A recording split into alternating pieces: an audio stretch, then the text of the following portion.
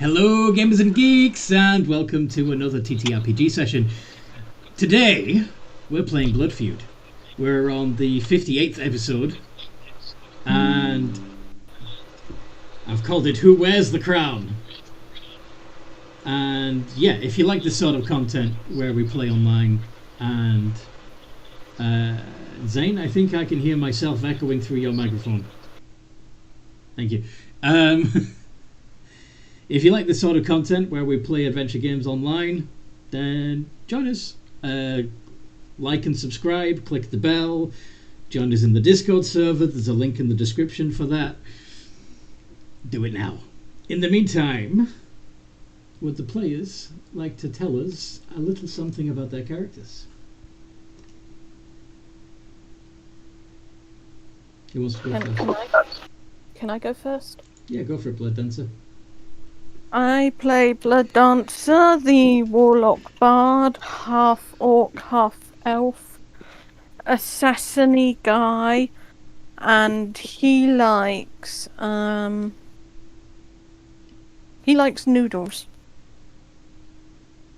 He likes noodles. Yes, he likes noodles. He likes spicy noodles. When was this decided? Just the second. Well, technically, many sessions ago, he's got a bag that has noodles in it. Oh yes, But yes, he's got his bag of noodles. His bag of infinite noodle. Yes, I have decided it's spicy ones that are his favourite. Okay, so how is he going to add spice to his infinite bag of noodles? I'm assuming he has a bag of chili powder somewhere. Possibly for pranks, possibly for eating, possibly for both. Okay. Who's going next? I'll go next, but side note, are we sure it's not your girlfriend adding spice? Anyway, I'm Zane. I play Rika, the adult Chaos Dragon, Path of the Berserker Barbarian, Wild Magic Sorcerer. When you say adult Chaos Dragon with that emphasis, it sounds like you're talking about, you know. No. Brown chicken, brown cow. And he is ready to throw his hat into the ring of crown holders. Alright.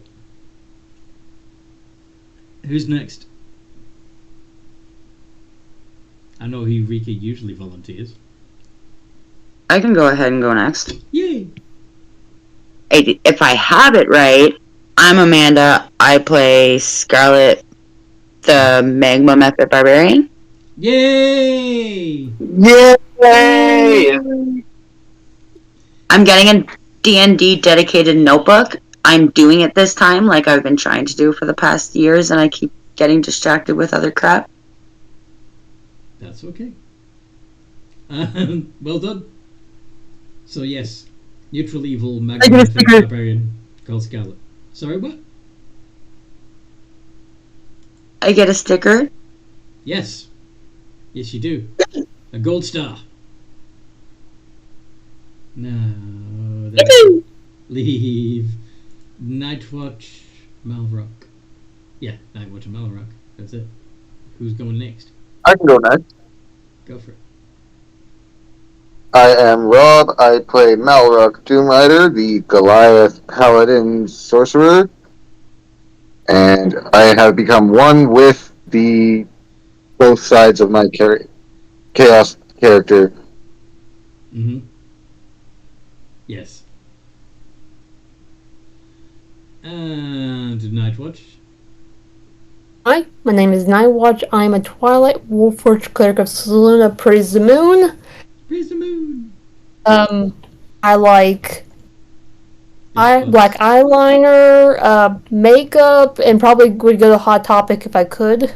And I have my daughter Marceline with me.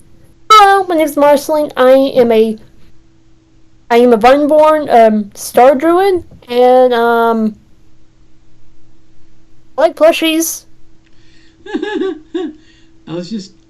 Okay, you know how Warforged tend to have metallic, stone, and wooden body parts. Yeah. What if a if a warforged wanted to get tattoos, you could just scorch. You know when they do the writing Yeah. with a hot Wood burning. Wood, yeah, the wood burning. Or there's another name for it though, isn't there? Welding? Right. I just had an idea. What would happen if you cast Speak with Dead and Speak with Plants on, and talk with Night Watch's wooden parts? Would you talk with Night Watch, or would you talk with a different thing? No. What's dead? Pyrography. Biography. You could pyrograph some tattoos onto your wooden parts.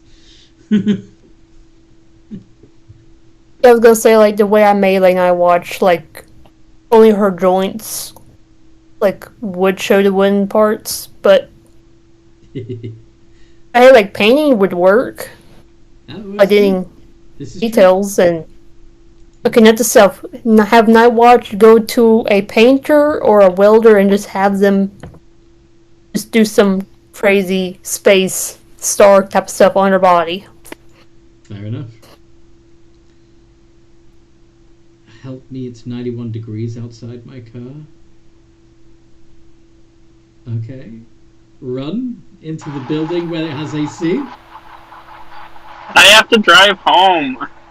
You don't have AC in your car? It takes like 20 minutes for it to kick on. Okay.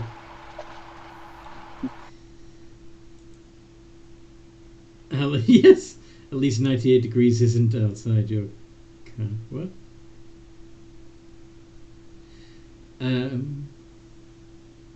There's a band called 98 Degrees. Oh, okay. Anyway, so yeah, what happened last time we played? Do you recall? Well, I guess we're deciding to go up towards to reclaim our capital city against the Drow, and then figure out, like, what are we gonna do about politics, since I guess we're rulers of the necropolis. Mm-hmm. We met some of the low-tier snooty vampire families. They're very desperate for our favor. So we told them we will think about it. And then walked off to fight the Drow. Mm-hmm. Marceline got some items from a guy Drow after we killed it, and then we were able to get to the throne room using the secret passage between both of the kingdoms, and we kind of just did a bunch of AoE stuff on them, along with throwing a dragon into the room. Yeah, you did indeed throw a dragon into the room. We have won the battle, and I guess also just trying to figure, like, what we gonna do. Yeah, because now you've got Skelbania that needs a ruler, and Necropolis that needs a ruler. Now you could just, I suppose, leave them to their own devices and leave a power vacuum that people fight over for decades to come, but you know. No city has ever failed because of that. It always ends out well. Yeah, no shit. Alright.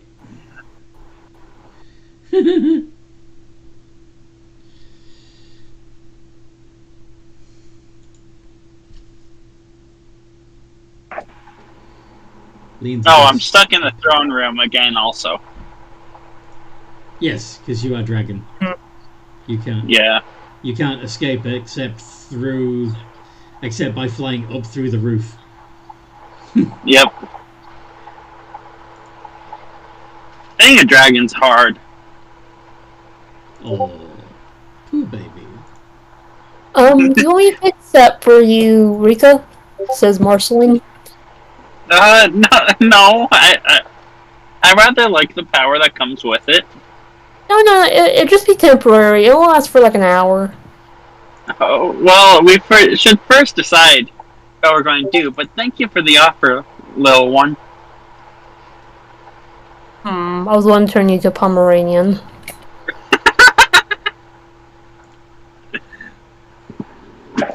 You're gonna try and turn him into a Pomeranian?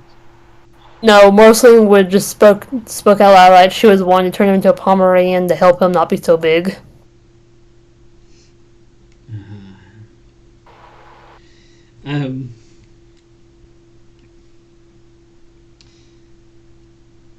So, Blood Dancer smells Awesome. evilly. Do you wish to be polymorphed? Blood Dancer smells evilly. So, Where are all the citizens anyway? as you're still in the throne room at the moment, Yeah. and speaking of which, as you see, where are all the citizens anyway? That's perfect. The double doors that lead into the throne room are opened a crack, and 4 people are pushed into the room. Humans. They all male. Their hands are bound, tied together at the wrist. They have gags tied across their mouths, and it appears that between the bindings around their hands and fingers, you can see shafts of pure darkness leaking out, like they're holding something that emits shadow. They all look terrified. One of them, as the door is closed behind them, tries to use their bound hands to grasp the handle and get out, and can't, obviously, because their hands are tied together, and beats on the door with their fists. What do you guys want to do?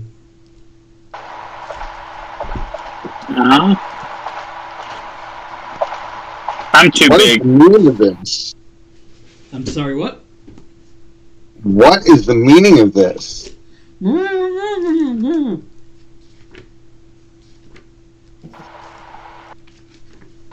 They Take off appear your to be- tag. Okay, 2 of you spoke at once then, so... What was that? Rob, go ahead.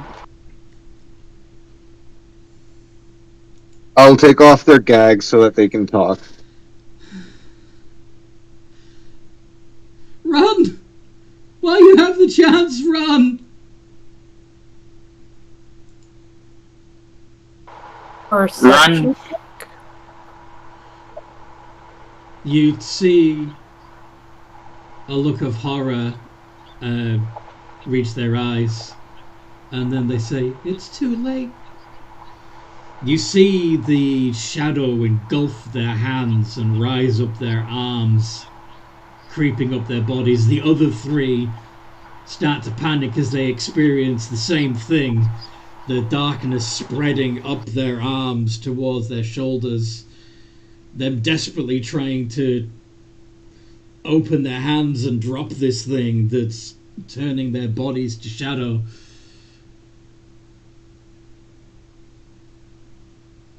I will try remove curse and I guess unbind their hands if I can without touching their skin. Okay. Does remove curse is a single target, right? Yes. Yeah, I'm just focusing on one to see if it works or not, and if it works, then I'll work on the other 3. Okay. As you are doing that, it appears to work on that one person. And you unbind their hands, and a black gemstone drops out of their unbound hands and clatters along the floor. In the meantime, the other 3 are engulfed in shadow, and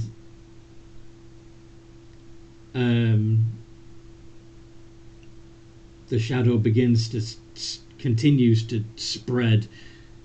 Roll initiative. Okay. As 3 Nightwalkers emerge.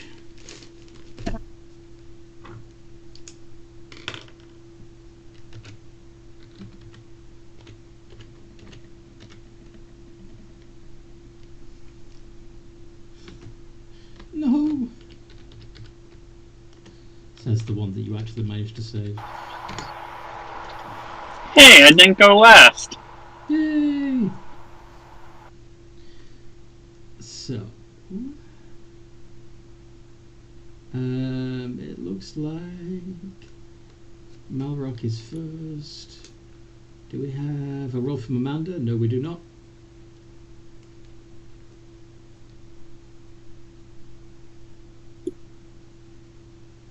I did not catch that, sorry. Could you roll initiative for me, please? Yes. Yeah. And do you have advantage on initiative for rolls?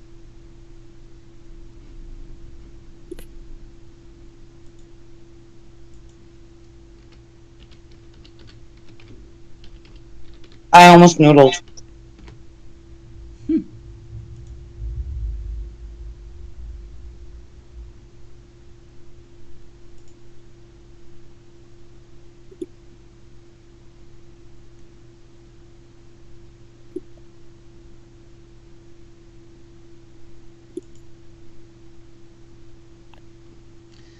Okay.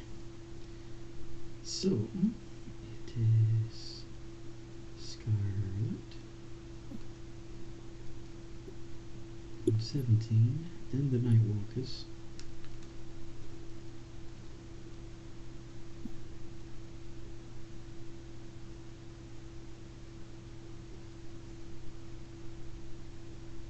And then Marcy.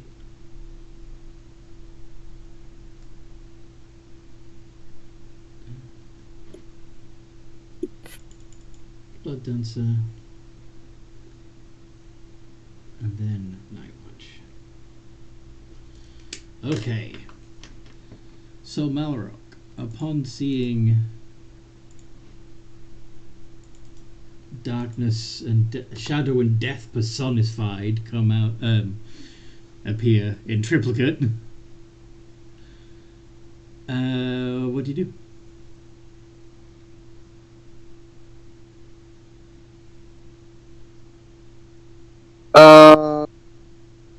I guess I'll attack. I don't really feel happy about it, but At the beginning of your turn, could you make a Constitution saving throw?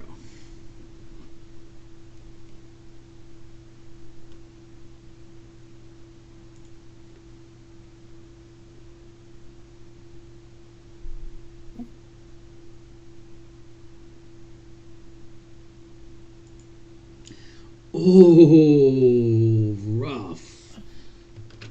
So, 66. That, my dear friend, is 28 points of necrotic damage.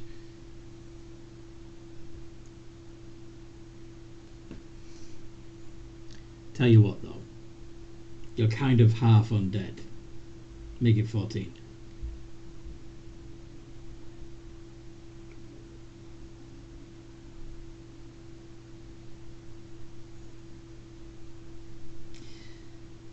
What is... now I'm going to smack him. Go on then.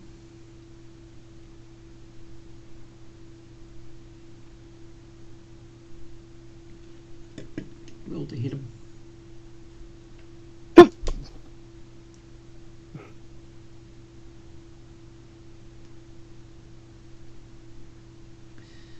And that one. The 26 gets through.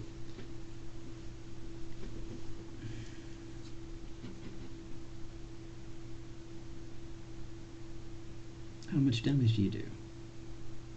To him and to yourself.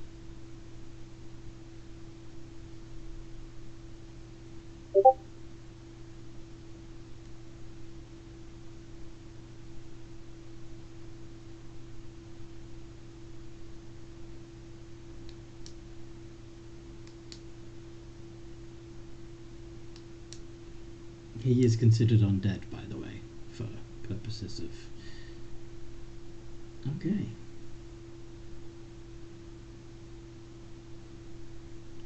I can't remember if the You take it. improved smite gets the bonus. You do get an extra D8.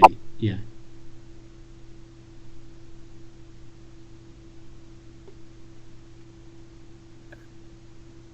So roll a D8. Okay.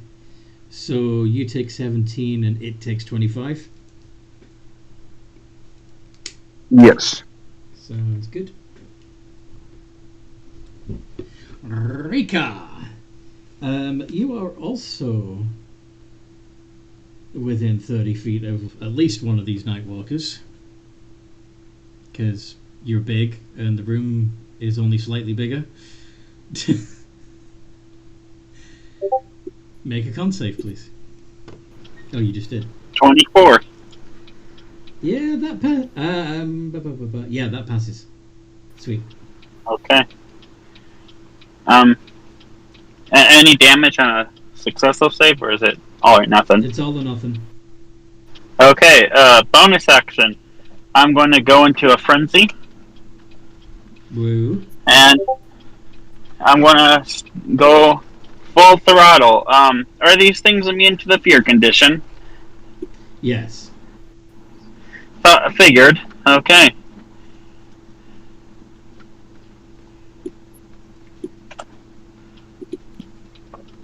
They are fear.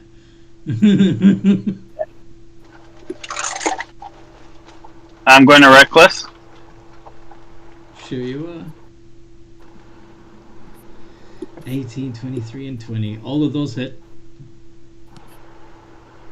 Okay.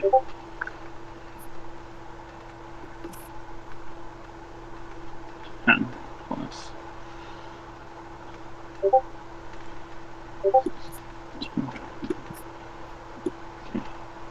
Sorry, I'm doing this while driving, so. You know you could ask and I would roll for you, right? Yeah. Thanks.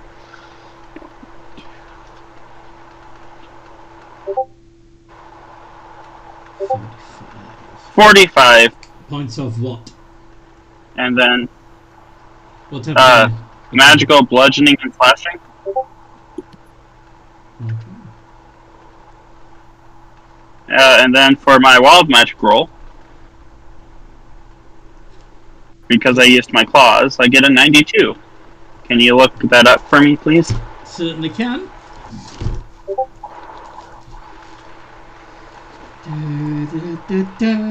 That would be if you die within the next minute, you immediately come back to life as if by the reincarnate spell. Oh, great! That'll come in useful. I'm running a little low on HP. That's my turn. Okay. And Scarlet. What'd you do? What am I looking at? 3 of those things that Alison just shared. I'm going to go after whatever one hasn't been chosen yet. So you're going to attack one that hasn't been attacked. Okay. Yeah. Yeah. I am going to say that you're probably also within 30 feet of these things. So before you do anything else, could you make a Constitution saving throw? I don't wanna. Do you want to be more than 30 feet away from them at the start of your turn? No. Alright then. Make a con save. Fine. I'm just being silly. 13, oh yeah. My favorite number. D20 plus 13. Yeah. I'm such a broken person. 13 is my favorite number. I hated it. That's a nat 20! Nice. That got me to stop talking.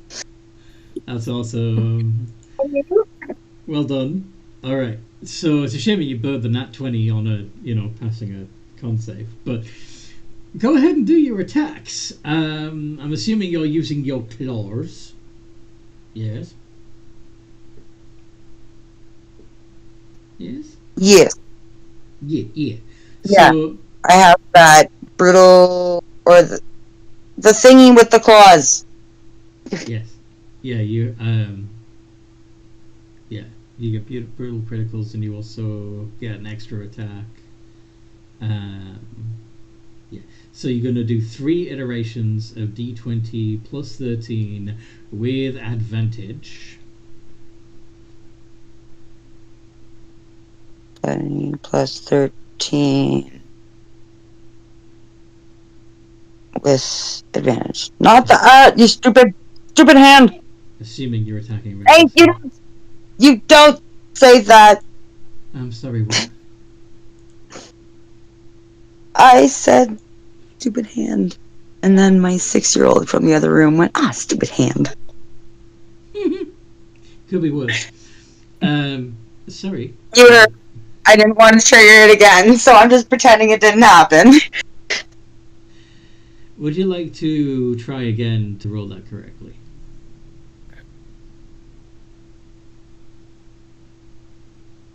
Or should we go with that? We'll just go with that. No. All 3 hit. Yeah, It's we fine. can just go with that. I'm fine with that. Okay. That's pretty good. All 3 hit. Oh, and don't I get that critical because of the... You didn't get a nat 20. At least not on your attack. You got the nat 20 on your save. Okay. Now. Sorry. It's okay. So it would be 3d6 plus 33, and then plus 3d4 divided by 2 because they're resistant to the fire.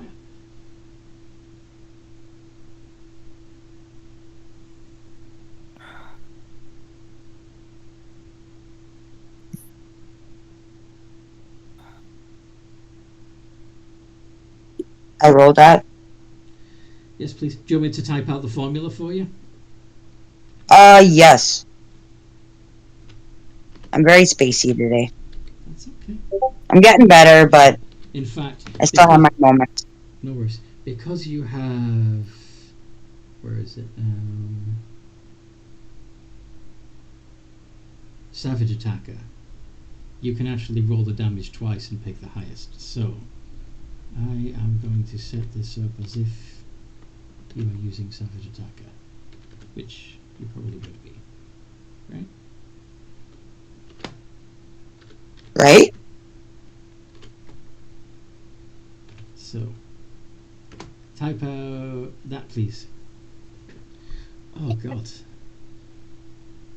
Zane has to call his uncle because one of his dogs has bled all over the floor? Yeah. How do you... Uh, you drive... it looks like no, I got to my uncle's because I have to dog sit them. Oh. But one of the dogs is bleeding, so I gotta call him and ask what he wants me to do. Is the dog on its period? It was coming from the rear end, so probably. Yeah. Okay. But he's got carpet flooring, so. Yeah, that's not good. Yeah. All right. So I'll be right back. Have fun with that. Wow. Okay. On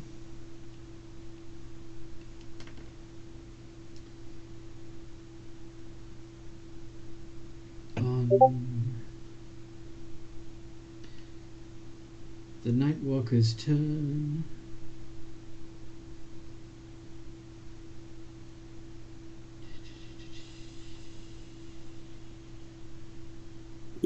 Okay. So one Nightwalker is going to attack Malrock. 20 plus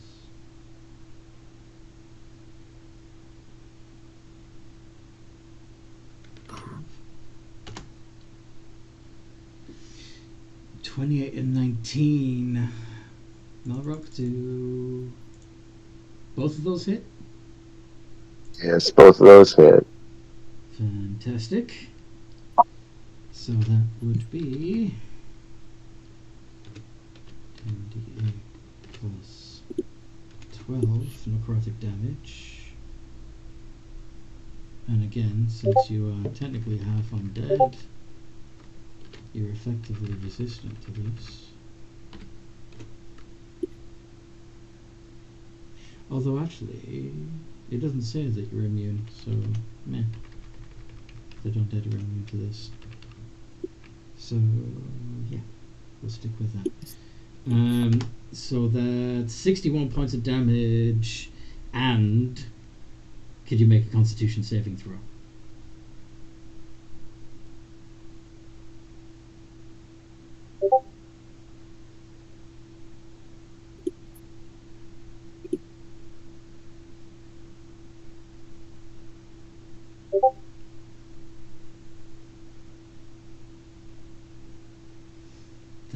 The DC is 21, so that 61 points of damage is also coming off of your max HP, which is going to remain reduced until you finish a long rest.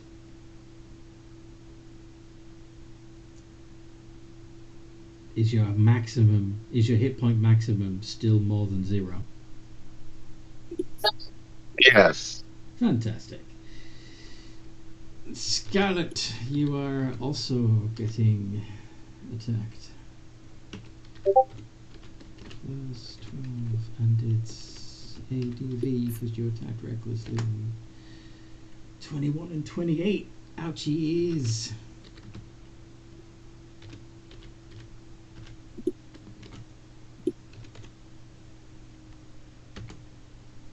$52 points of damage, and could you also make a Constitution saving throw, Amanda, for Scarlet? I'm just checking my con. It's a plus 13. Oh yeah, I just did that. I should remember that. No, you don't have to. It's on a sheet for a reason, so you don't have to use your brain.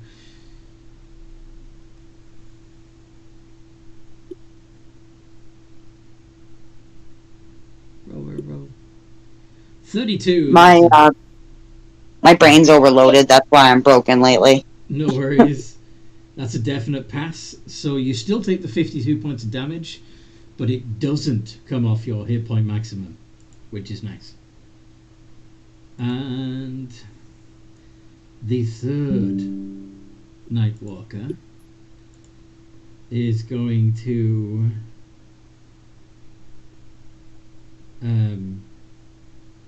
walk up to the dragon. As he's walking towards the dragon, he is going to point a finger of doom at the dragon. Rika. Oh no. Could you make a wisdom saving throw, please? Oh no.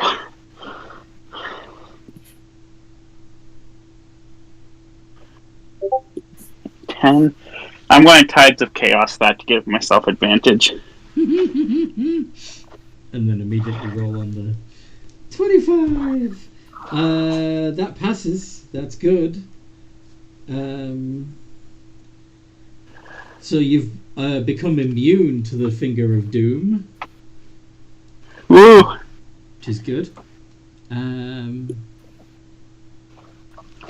you want to roll on that table again?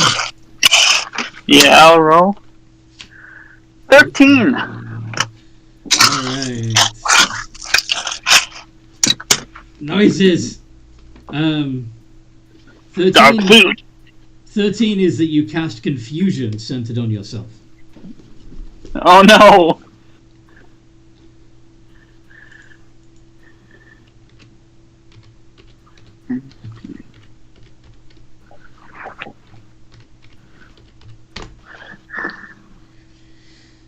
Da-da-da-da. 10-foot radius sphere centered on a point you choose. Okay. So you need to make a wisdom save. And I'm going to say so does the Nightwalker, because that would be funny. You get a 24. I'm assuming that's a pass against your own spell save DC. Yeah. It's a mega pass. You did a lot better on that wisdom save. Yeah. Now, what is your spell save DC, by the way? It is a 19. Okay, so the Nightwalker needs a nat 20 to pass. Oh! Fuck you! Wow! Wait. Dang it. Has anybody got silvery barbs to force the Nightwalker to make a reroll? Okay, hold on. Checking now. I can't use lucky like that. Wrong character. Nope. Okay. No, you can't use lucky on another creature's saving throw. Only your own. Let's I check. gave someone an inspiration last session. I'm just running to the okay. store to get myself some pop. Anthony, could you play my character until I get back? Okay. Noodle, whatever you were trying to say was muffly at the same time as Zane was playing maracas with dog food. So, what was it you just tried to say? Oh, sorry, my volume was down. I didn't want it to echo on Rob. I'm going to the store to get myself some Pepsi. Could you? I heard My what you chair. Amanda, I heard what you said. I didn't hear what Noodle said. Hugs the Amanda first. Second, I gave someone inspiration last session. I can't remember if it was you or who I gave it to. Inspiration doesn't help in this situation. This is true. But anyway, the Nightwalker has one more attack left. And it is going to use it on reach. With advantage. Oh, doesn't need it. Well, let's see. Why would I have advantage? Because I reckless attacked. Oh, okay. Yeah, 31 hits anyway. Yeah. So, but he only hits you once because he used a Finger of Doom.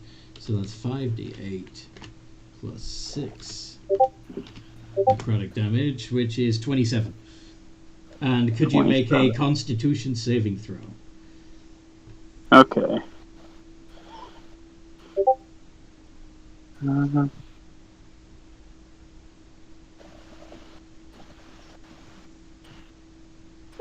20.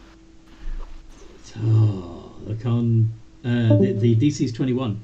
So that 27 comes off of your max HP. Would he be within 10 feet of me? Oh, holy shit! Yeah, what's the? It's a +3. Yeah, that would put it up on over. So yeah, that passes. Okay. Sweet. So you don't lose it off your max HP. Nice. Okay. But having said that, Rob, is it 10 feet or is it 30 feet now that you're at level 20? It's only 10 feet still because I'm only a level 16 paladin. Okay. One more level in paladin and it'll be 30 feet. Well, in order to be within 10 feet of him, you would also have been hit by the confusion. So I'm going to need a wisdom save from you. You got this, Rob. I believe in you.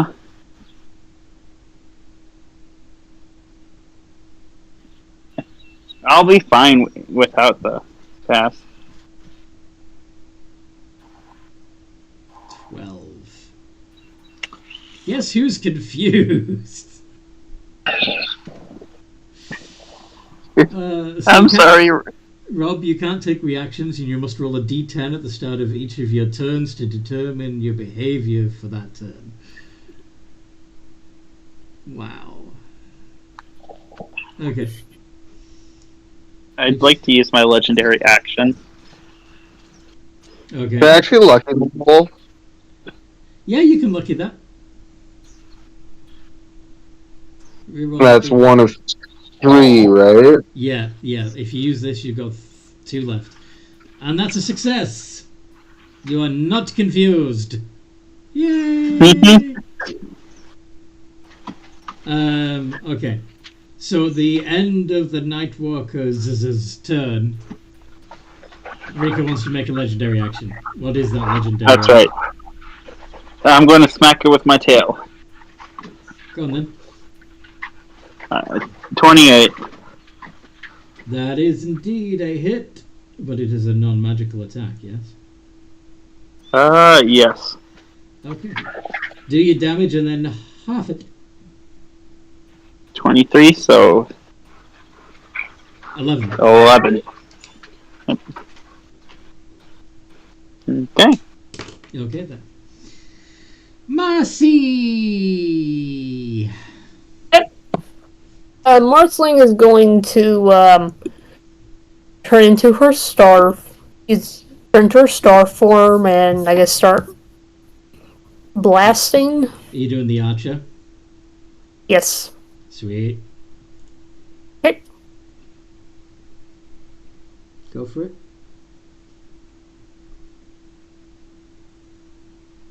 And which one are you aiming for? Malrock's, Rika's, or Scarlet's Nightwalker? Let's do Rika's. Rika's Nightwalker. Alright. Both of those hit? Wait, no. I was only supposed to be one attack, so the 21. I'm sorry, what? It was only one attack. My mistake, not 2. Okay. Do you have... Yeah, you wouldn't have advantage. So yeah, it's 21. Still hits. You know, I just got confused. The damage was increased, not the... Okay. Yeah. It hits. How much damage do you do? Yay. What's 5? 15. And since she's in her story form, she can actually hover now. So she's going to move 20 feet up into the air. Okay. Now, if I remember correctly, her archer starry form is a bonus action, right? Yes. So she still has an action left, right? Would the I'm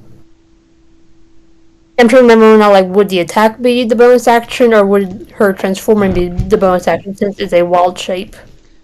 Let's have a look, because I don't quite remember. Yeah. Druid.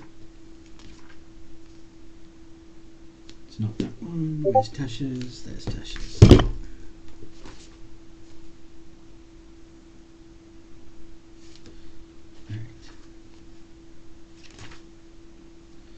Circle of Stars.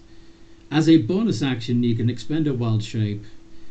While in your starry form, you retain. When you assume your starry form, choose which form. When you activate this form and as a bonus action on your subsequent turns, you can make a ranged spell attack. So, on the turn, when you change, you can use the archer's ability to shoot right away as part of the same bonus action, and then on subsequent turns it also only uses your bonus action, which means, as I said before, you still have an action left. Okay. So Let me take a look. You could fire a spell off if you wanted. Hmm. Or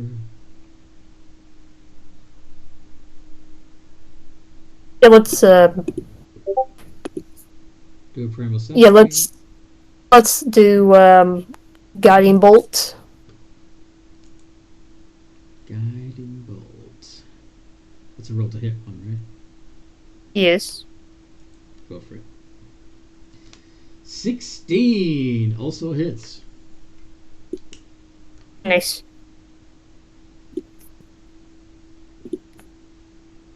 How much damage?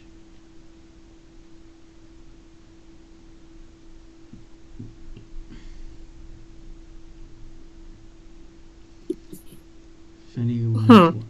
Question. What's the wording of? Go on. Okay, since Marceline is a star druid with her story map ability, you can cast a guiding bolt without spending a spell slot. It is a It didn't say which level of spell slot it doesn't expend. Alright, let's take a look. Okay.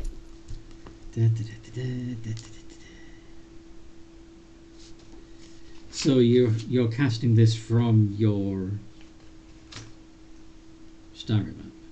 You can cast Guiding Bolt without expending a spell slot. Yeah. So it's just as it's regular. Okay, I just want to make sure, like, I can't, like, upcast it technically, so I'll just... You can, but it would use a spell slot. Okay, then never mind. I'll just do the normal. Okay. Okay. I will, however, give you a 1 level discount on the upcast if you want. So, if you wanted to cast a level 2 version of the spell, it would only burn a first level spell slot.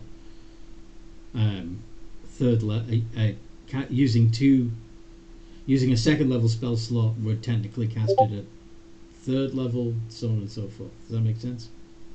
Yeah, I think I'll just use the normal way it's written, so just use up the little... 46. Yeah. Go for it. Since it does give advantage to the next person that attacks it, I think. Yes, it does. At 16 points of damage. Not to be sneezed at. It's now glary. Yes. So this Nightwalker, who is darkness personified, now has a glowing aura around it. Mystical dim light. Yeah. He's shiny. You're doing another legendary action tail attack? Okay. That hits.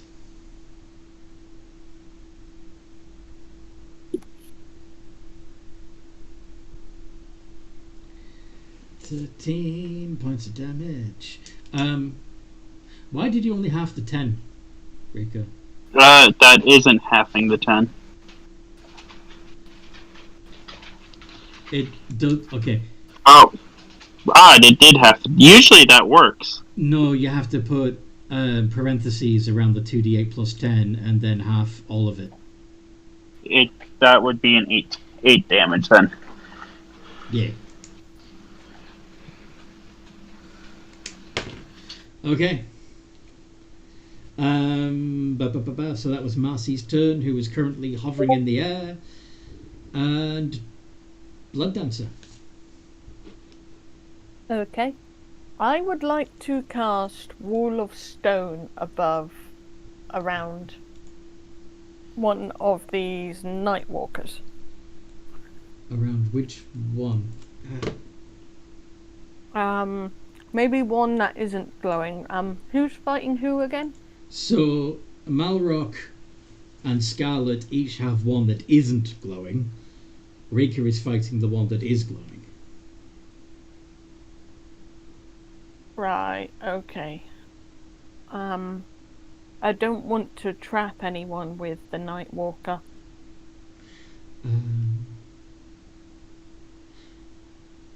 Are you more You- than...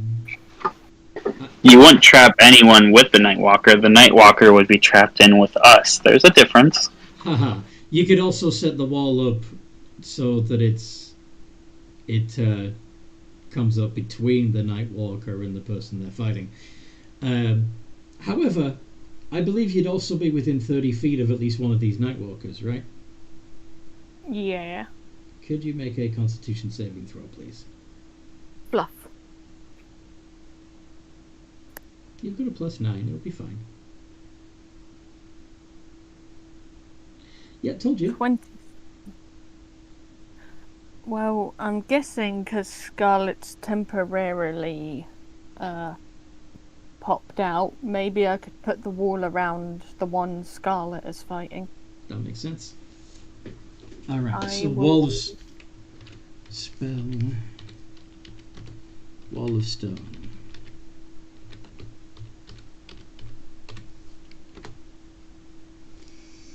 Okay. If the wall cuts through a creature's space when it appears, is pushed to one side of the wall. I want to be able to put a roof on as well. Okay, so the Nightwalker is going to make a dex save.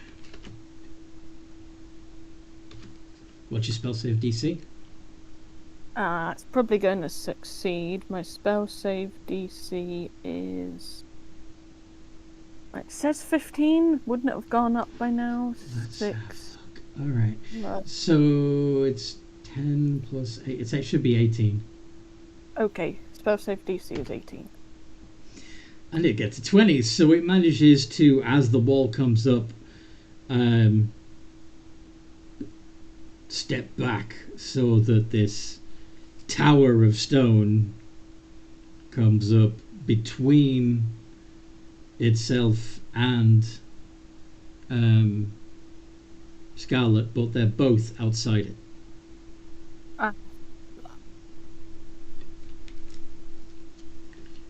I wanted to trap him in it. I know, but he passed.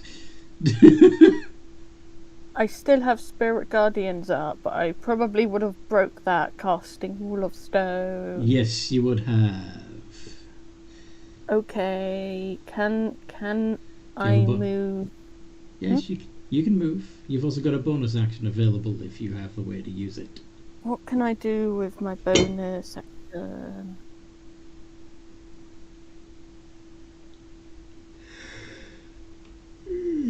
Bonus. I don't know what I can do with my bonus action. Tells me. You could, Is Hex- yeah, Hex or Healing Word. Who does? Well, no one's gone down yet, so there's not much point using. Healing However, Word. if I'm going to be strict, you did already cast a leveled spell this turn, so no. Yeah. So yeah, you can move, and then pass your turn. Yeah, I'm gonna move. What is the radius of that undead thing that forced me to make a con save? If you are within 30 feet of one of the Nightwalkers, then you have to do Okay. that. Which, that's 6 tiles away. If we're looking at this on a grid, it's a big throne room, but it's not that big. Right. So Is there any space for me to move out the way, at least if you out can, of the you can run into a corner as far away from the Nightwalkers as possible, or you can duck back down into the secret passages. I will. Or you can fly up above the aura like Marcelin did. I don't have a fly spell active at the moment. Then yeah, what you gonna do? I am going to go under the trap door for now. No, wait, no, I'm not. I'm going to go in the corner. Losing your religion. Cool. Losing what? It's a reference to an old song. Oh. That's me in the corner. No? Anyway. Last legendary action tale. 25. That hits.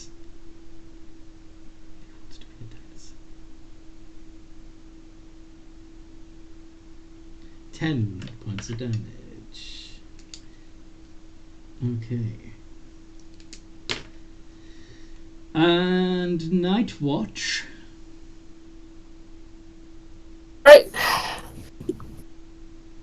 Night Watch is going to use a moonbeam. A moonbeam.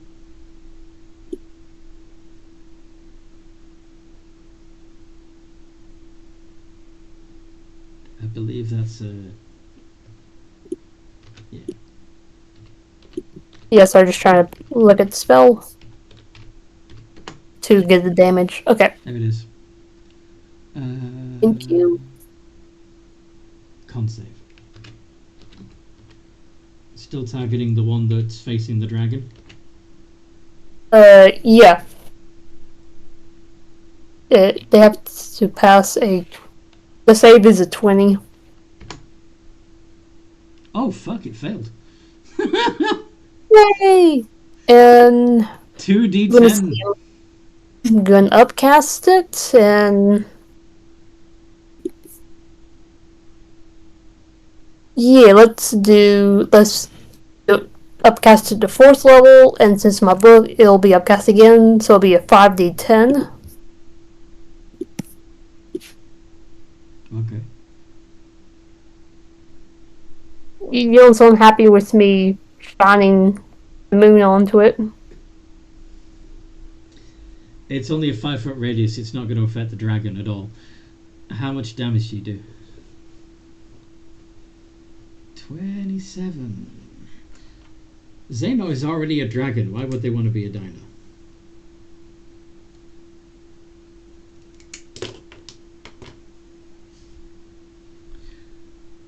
Sadly, that's a nerf at these levels. Yes. Okay. Is that your turn, Nightwatch? Actually, bonus action. I believe I can do spiritual weapon. Okay. Actually, you probably would have started your turn within 30 feet of one of these Nightwalkers as well, so could you also make a con save?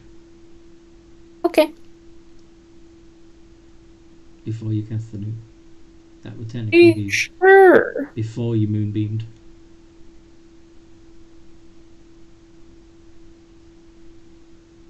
Nat 20. Nice. Okay. So,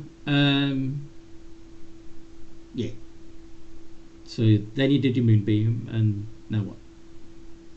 A bonus action spiritual weapon to bonk it. Alright, roll to hit. Just hits.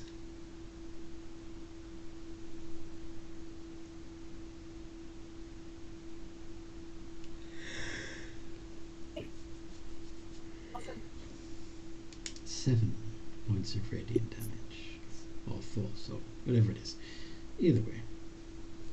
And yeah. At the top of the round, the commoner that you saved dies. Just from proximity to these things. Malrock, what do you want to do? Well, first you need to make a con save, of course. Yeah.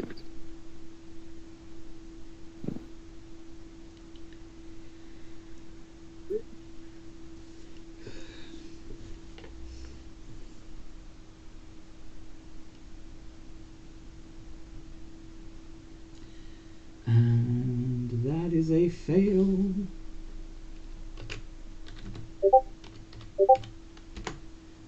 $17 more points of necrotic damage.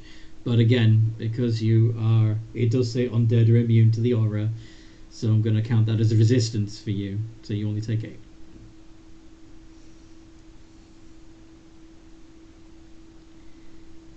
What do you do, Malrock? I guess I will attack.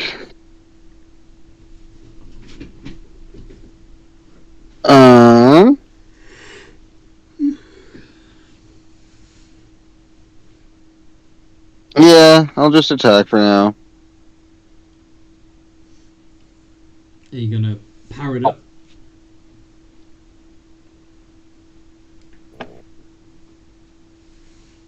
What do I have for a smite that I can...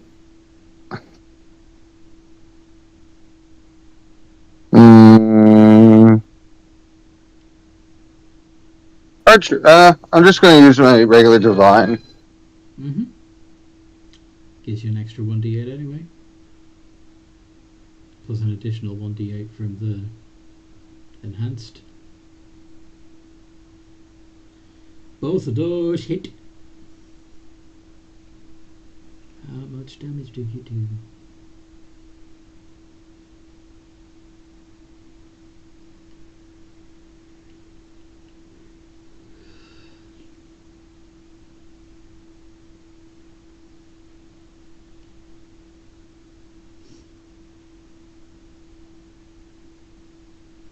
Do.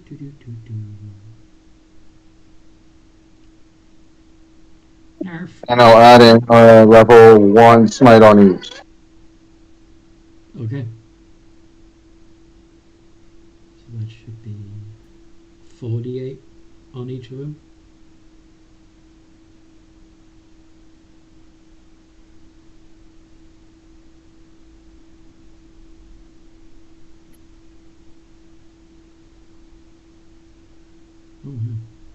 Okay.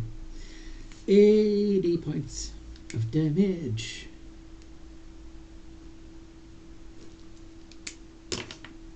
Still not looking bloody.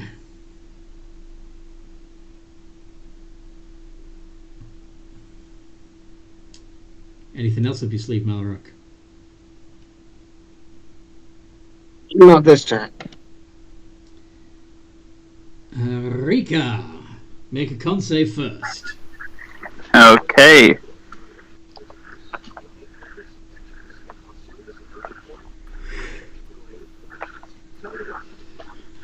$28. That's a pass. All right. Okay. Can it make a dex save as I raise my head and I use my breath weapon straight down on it? Okay.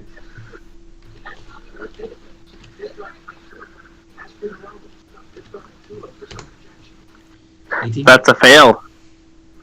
So, what kind of damage? Force. Force! And how much damage? 63. 63. And then with my bonus action, because I'm in a frenzy, I'm going to make a claw attack. Okay.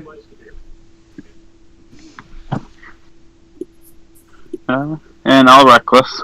Actually, we've been hitting it quite regularly. It doesn't seem to have a high armor class, so I won't. 26. That hits.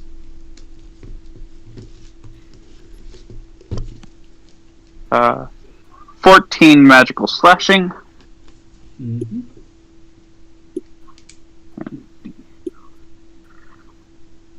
10.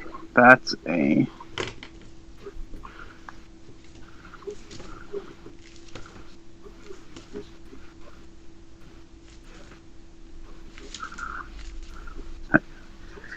you cast Magic Missile at 5th level. Yeah, Magic Missile at 5th level. So, yeah, you get to do some more damage. I'm assuming you want all 3... Well, sorry. 6. All 7 bolts to hit this one Yep. Nightwalker.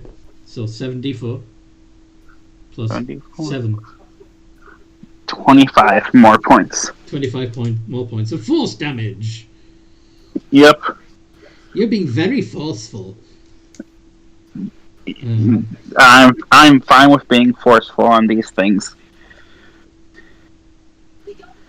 So, And that's my turn. yeah. So that was 29 altogether. This one's bloody.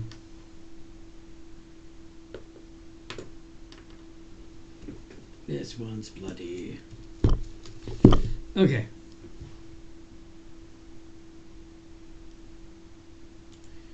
And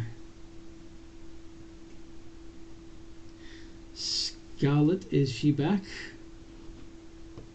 Nope. No, not yet. Alright. So Scarlet is going to fly around the tower of stone that sprang up between her and the Nightwalker. She's going to assume that the Nightwalker is a scaredy cat. She does need to make a con save, but it's a plus 13. And she passes. And then she runs into combat, screaming and slashing her claws. ADV. And all three of those hit. So that would be 3d6 plus 33 plus half of the fire damage.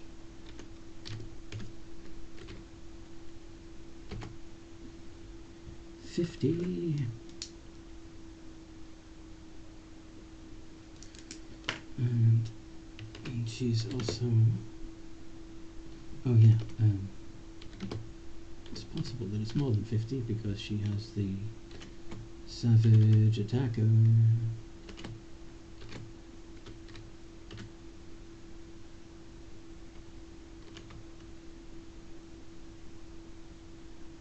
Oh, I actually forgot to.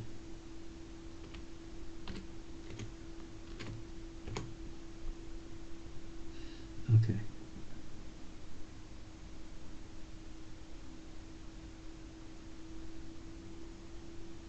Yeah.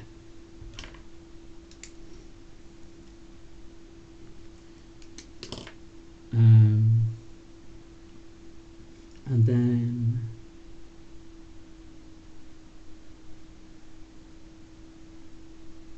roaring through her fiery dwarven beard, she is going to force an infectious fury on the Nightwalker. And he fails. So he's going to turn around and, well, he's attacks, so instead of attacking his friend, because he's immune to those attacks, he's just going to take 2d12 psychic damage, which is another 10 points of damage. Alright. That's Scarlet's turn.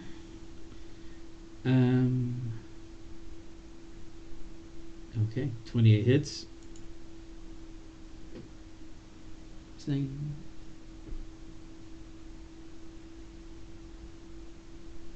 Doing another tail attack. 10 points of damage.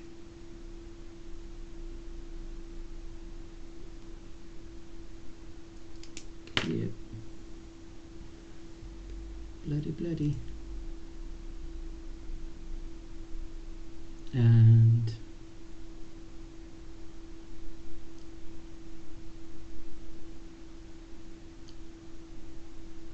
yeah.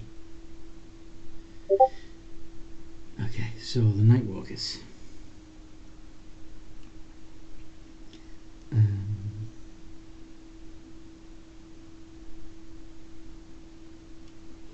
Malrock, would you be so kind as to attempt a wisdom save?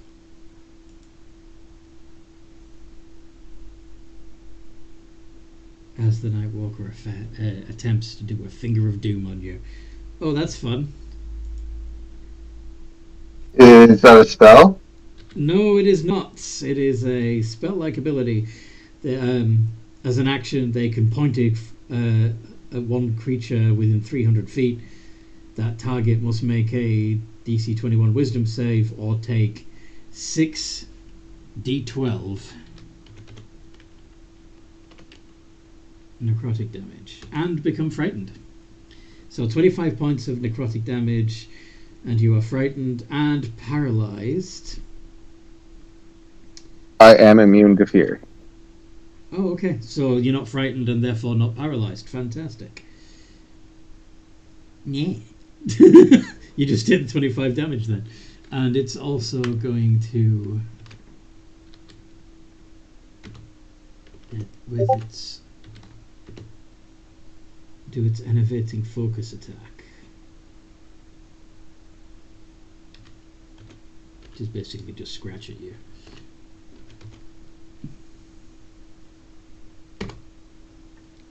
.27 hits, I presume? Yes.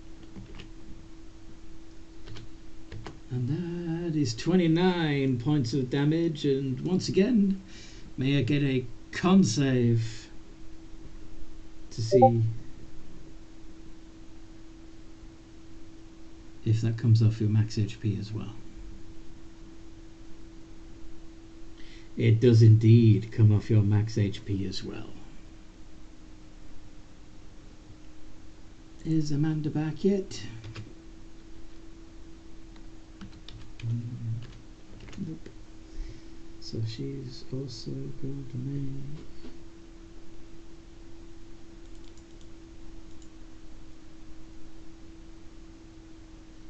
oh.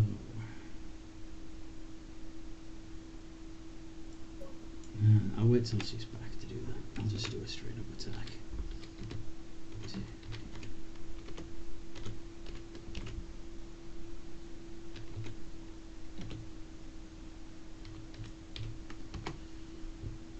Uh-huh.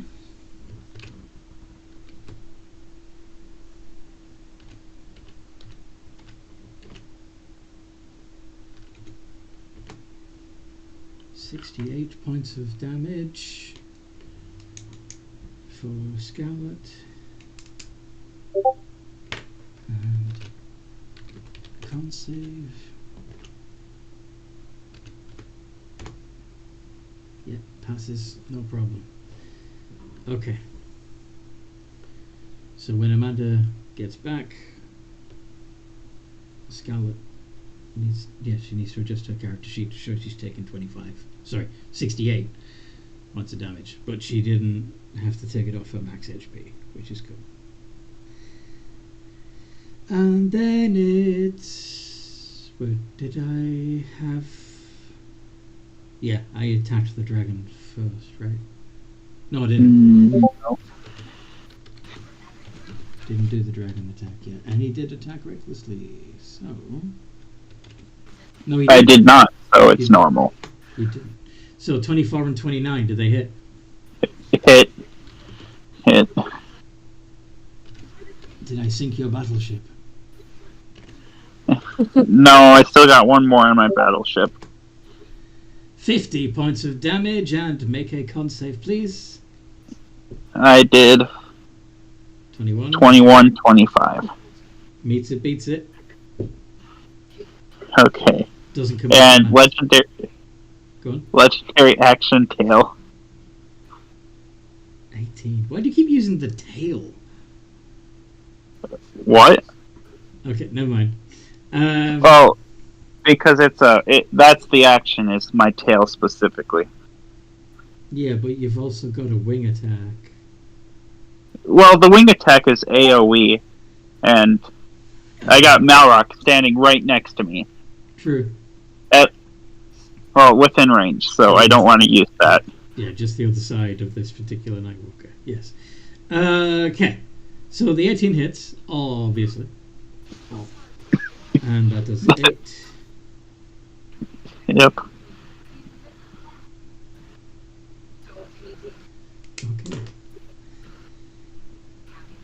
So now it's Marcy's turn. Okay. Which one looks more bloody? Rika or Malrock?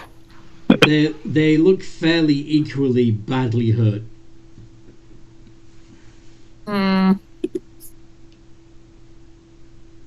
But I think Malrock needs your help more. Okay. Marceline is gonna cast Heal on Malrock. Yay! That's 70?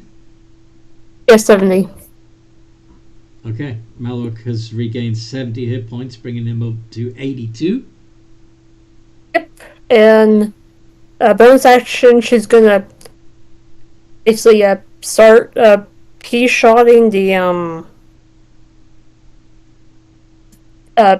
Nightwalker that's attacking him with her bow. Okay. Ping.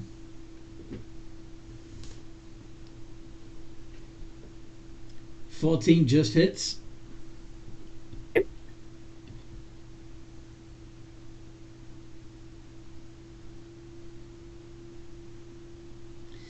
I believe he already answered that. I think he said he was at 92.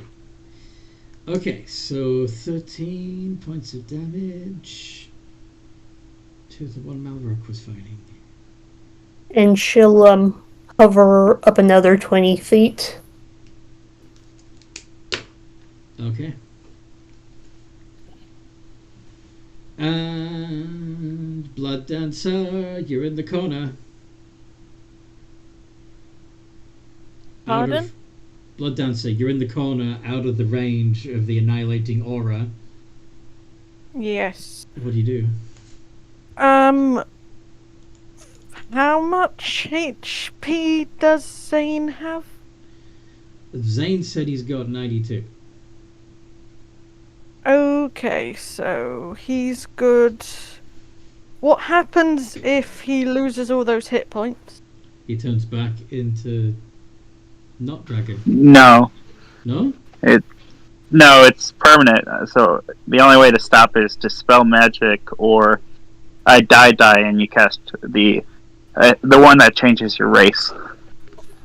The reincarnate spell. Yeah. Okay. Okay. But if we drop to 0, well, from a max deduction, usually that's an instant kill.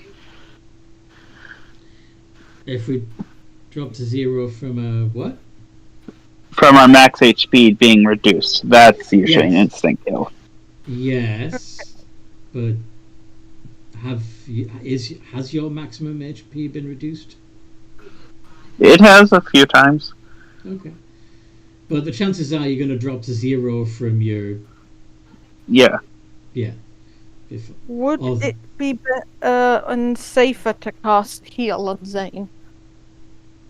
It is entirely up to you.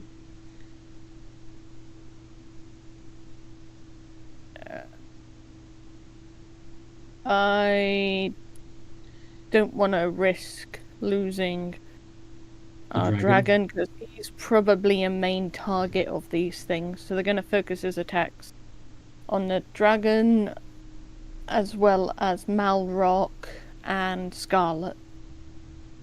Yeah, the three... Your frontliners are taking a beating. How's Scarlet doing health-wise? I don't honestly know. I do know, however, that she has taken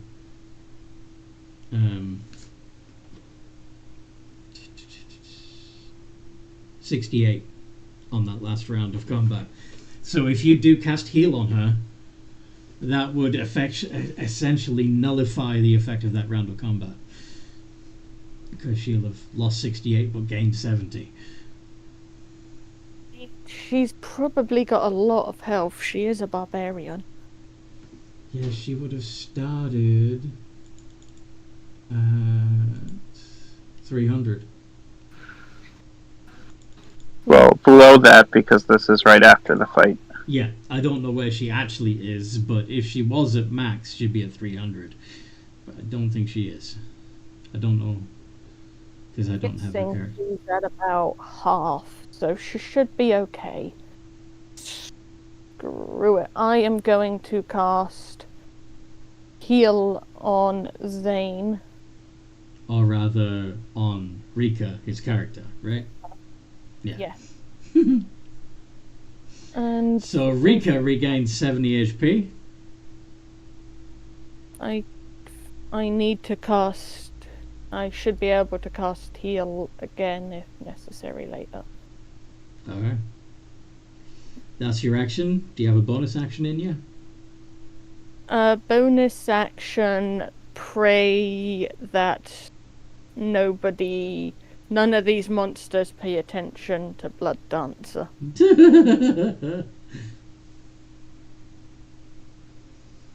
Oh boy. I am being a sneaky spy person, not a attacky person for the moment. Legendary action tail, 29 hits. That's your last one this round.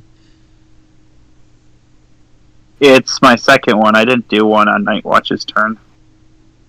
I'm pretty sure you did 2 already this turn, but okay. No, I missed the timing.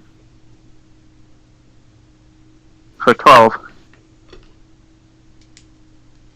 So I know you did one right before Mercy. Yeah, okay. Anyway.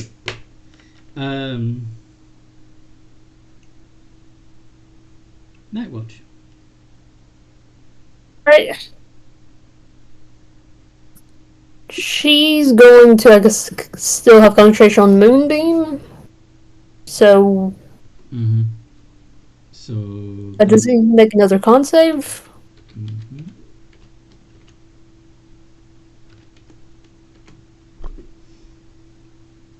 That meets it. Meets it, okay. So half the damage.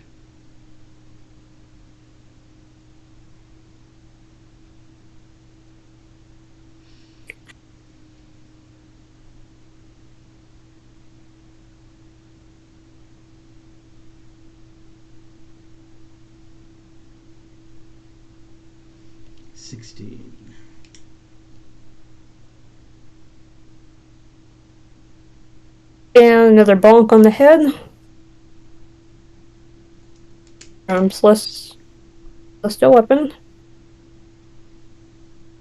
That's definitely a hit.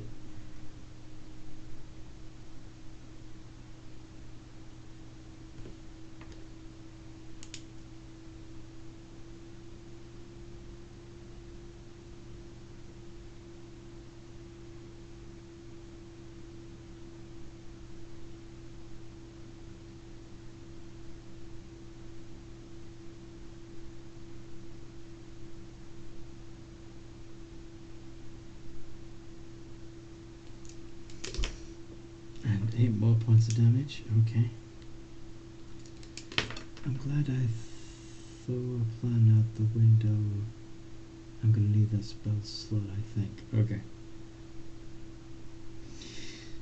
At the start of the round, Balrog, could you make a con save?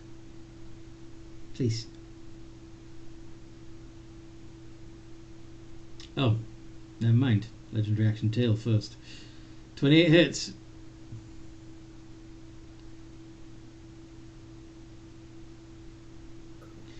Okay. So.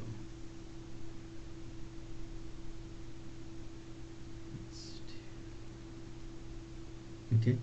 And Balrog's roll was a 14. So that's a fail, I'm afraid. So Malrog takes another 20 points of necrotic damage.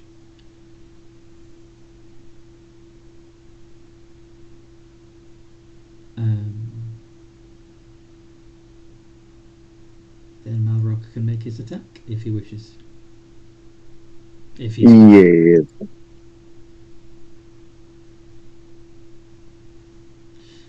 Oh, that would be 10 points of damage, by the way, because again, you're half undead.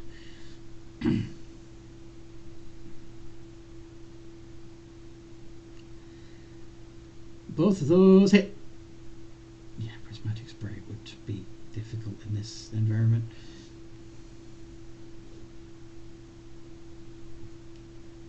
And I will add in a level 5 Divine Smite on each of them, which would normally be 68, but because they're undead, it ups it to 7. Okay.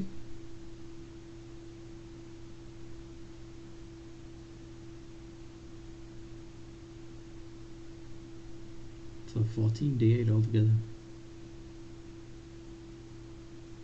Plus the 2 from improved makes it 16. Mm-hmm. 105. So yeah.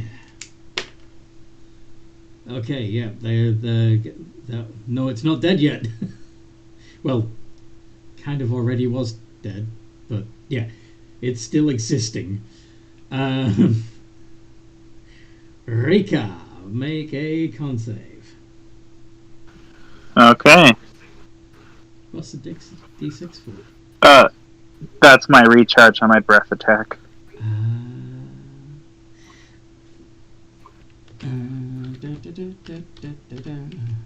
You take 20 points of necrotic damage. Ouch. Okay. I'm going to make my main 3 attacks and then bonus action my extra claw attack. Mm-hmm. So 4 attacks. Hit, hit, hit, hit. In fact, you would only miss if you got an nat 1. Damn. Okay. So, 10 plus. Gotta separate the bite. 8 plus 6.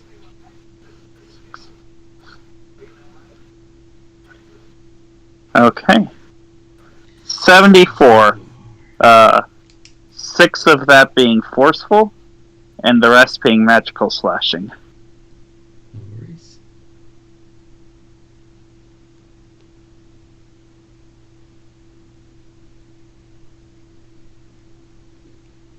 And he's still just about standing.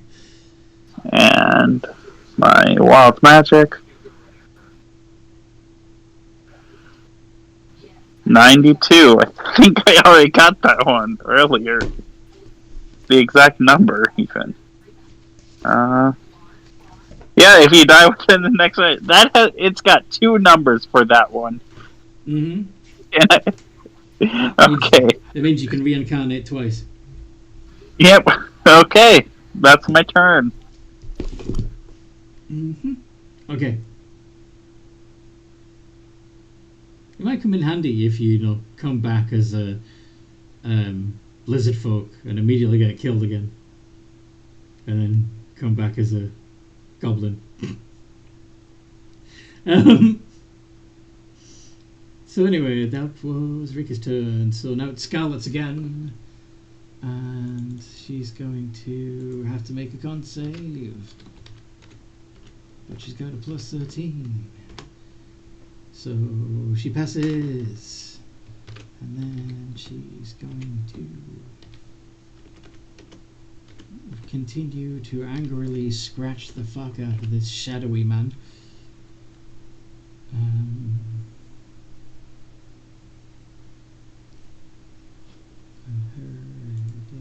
roll to hit is a plus 13. She actually has a higher modifier than the Nightwalkers do. Ruthless. No crits. Damn. Savage attack. 3d6 plus 33 plus 3d4 over 2.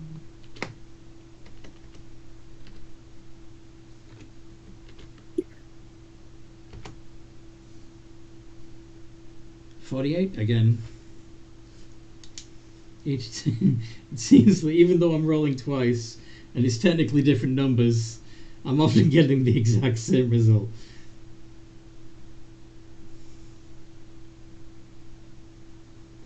Okay. And she's going to use another Infectious Fury. Hold on. She hasn't finished her turn yet, Zane. Eager Beaver.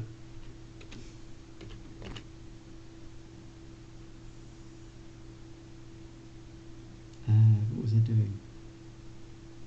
Oh yes, he needs to make a wisdom save. His wisdom's a -1, so yeah. Probably gonna fail. Yes, and take an extra 2d12. 4. Okay. So yes, you let. Okay, tail attack does a critical hit. How much damage would that be? 17. You seem a little prejudiced towards this Nightwalker. I don't like it for some reason. This specific one's getting in my face.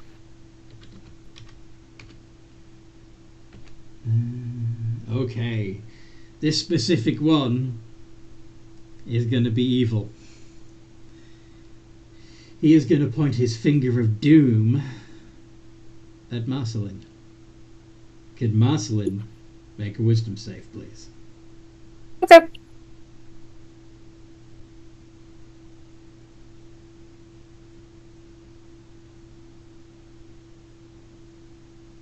Wisdom. That's a pass.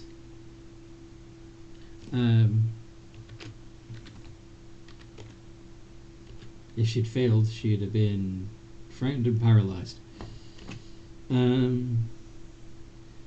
So with his second attack, he does he scores a 31 against Rika, which is a hit, and that does 5d8 plus 6. 21 points of necrotic, and could Rika please make a con save?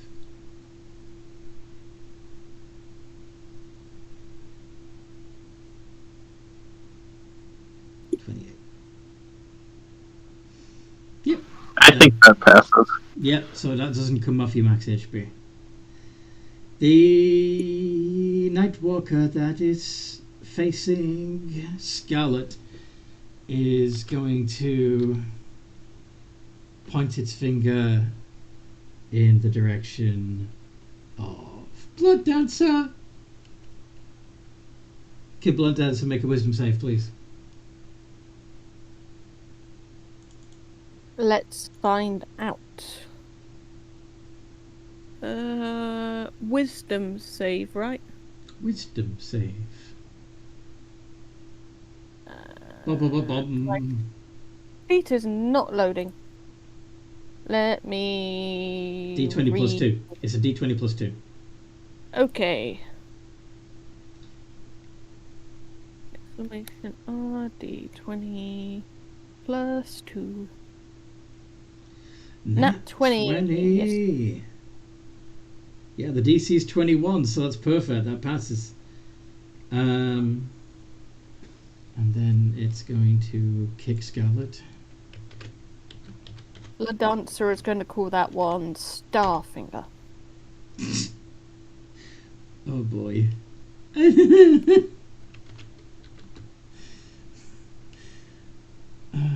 You will be Starfinger.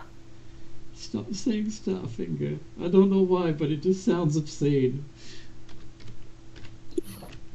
Why do you think I chose the name? Okay, so that's another 22 points of damage against Scarlet, who had previously...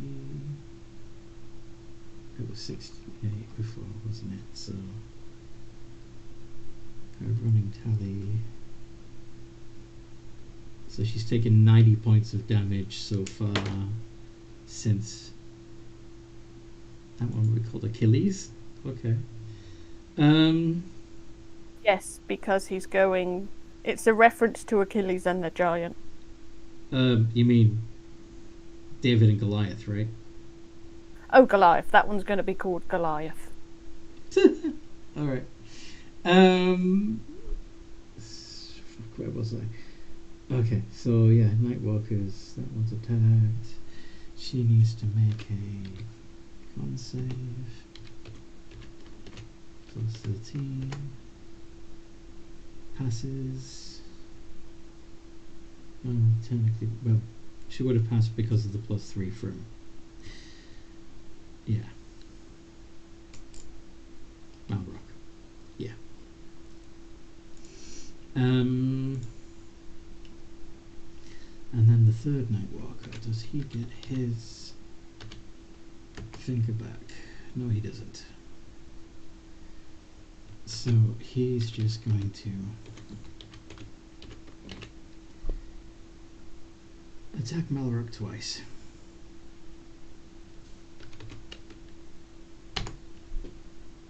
And 18. Malrock, do both of those get through?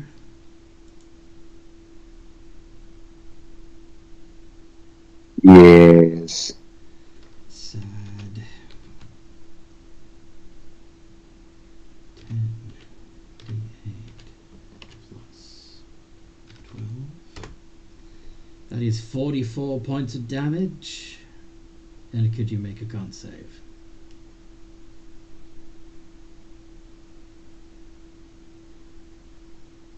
That's a fail. That 44 comes off your max HP. And what was the save? Had to be? The DC's 21. Okay, then never mind. He was under by 11. Yeah. A legendary action tail hits, yes. That one's actually going to go over to Malrock's. Because I'm seeing Malrock getting his skull caved in. Okay. So you're going to reach your tail over to Malrock's Nightwalker and slap him instead. Okay. Yeah, it's got 15-foot reach, so. Yes. Damn it. He has 3 per turn. Per round, rather. Yeah, 3. That's 19 to hit. That to hit? And 19, that's 8 damage. 8 damage. What am I saying? Yeah. 8 damage. Okay. All 3 Nightwalkers are still standing. Marcy's turn.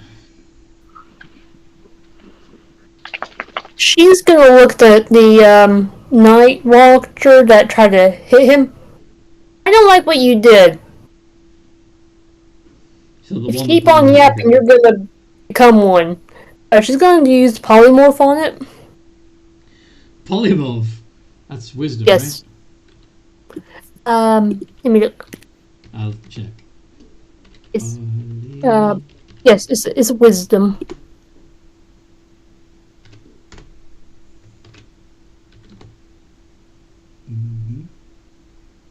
D20 minus 1. 6! I think they fail. What are you turning this what are you turning this Nightwalker into?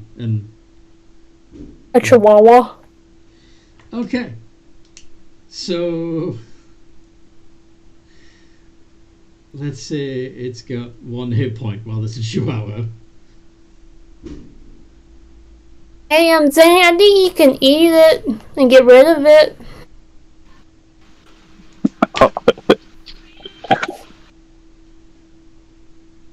What is the Horned King? It says that classes that get it, and it mentions the Horned King 2014. Yeah, I have no idea.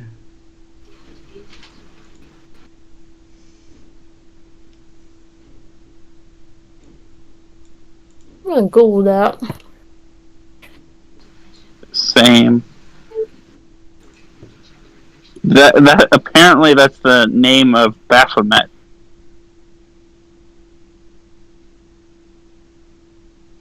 The only references I get to the Horned King is the villain from Black Cauldron.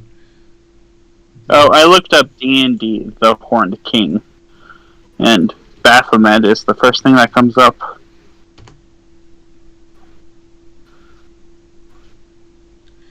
The Horned King. Second for me. Dungeon Masters Guild, the Horned King, level 6 adventures. Calls the Horned King. Yeah, I don't see a specific D&D reference that's not homebrew. Anyway. So. Where were we? Okay, that was Marcy's turn. Has she finished her turn? Oh yeah, she does like a pew pew to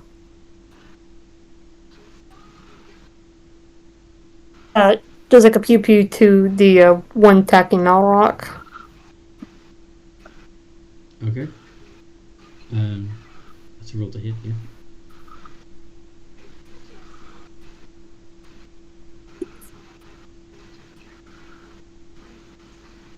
And that's a hit.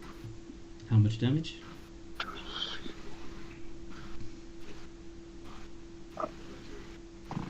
That's just my theory, Rika, on like why the Horn King might be mentioned in that spell for some reason in the 2015. Oh, apparently there is a company called Duskenveld. That's the reason. Okay. Anyway, this is another. Do they feature on D&D Beyond? Because it's just. They might be, and that's why. Okay. So, that's Marcy's turn. Blood Dancer. One of those Nightwalkers tried to point at you. What are you going to do about it?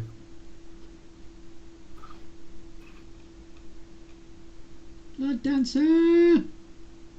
Would you mind getting the Gias spell up for me, please?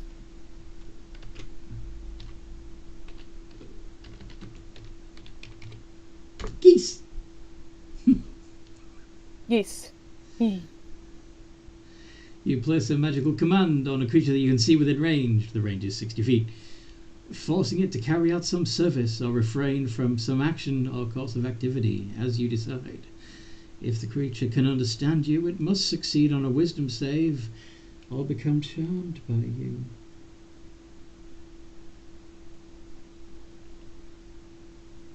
For the duration. It can't hurt.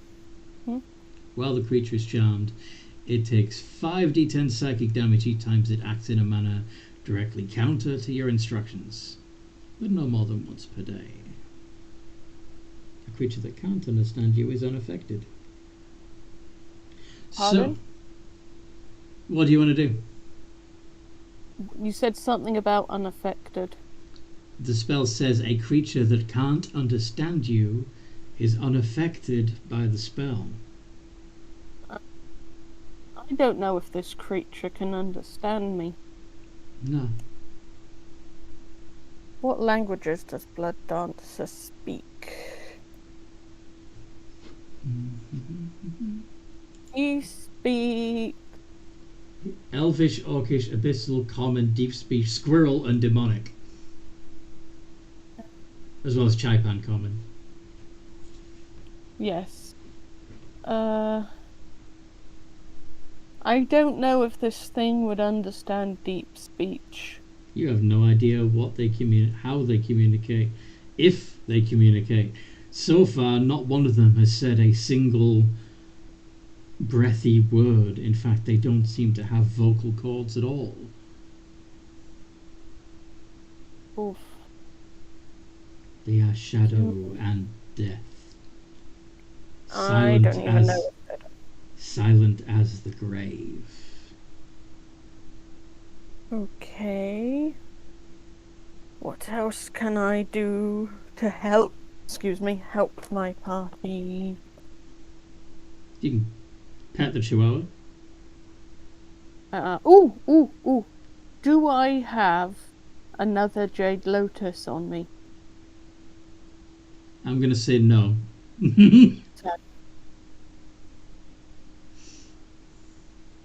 Big sad. You could throw out my abomination. I could, but I don't think Blood Dancer can technically control it. What's the requirements to controlling? Your CR has to be... Your level has to be higher than their CR, for one. And even then, it's a contest of wills. Okay. I might be able to cast Guardian of Faith. Would you mind getting that up for me?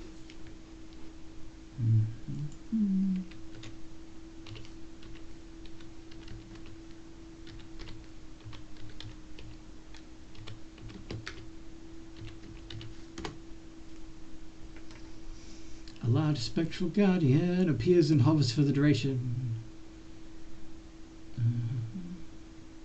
It's only going to do a max of 60 damage and then disappear.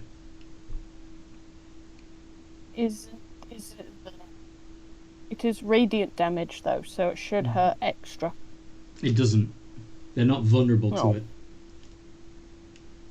Bluffs. What can I do? What can I do? What can I do? Let's have a look. You can... I can do my Spirit Guardians run my attack, but then I'll be... Sickening Radiance, Shadow Master. You could do something clever with the stones of the room itself, using your Fabricate spell. Could you get Fabricate up for me, please? Certainly.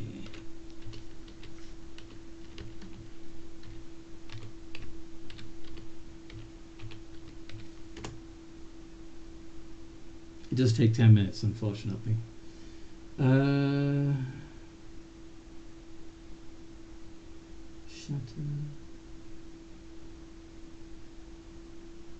I mean, I guess I could try. What's your...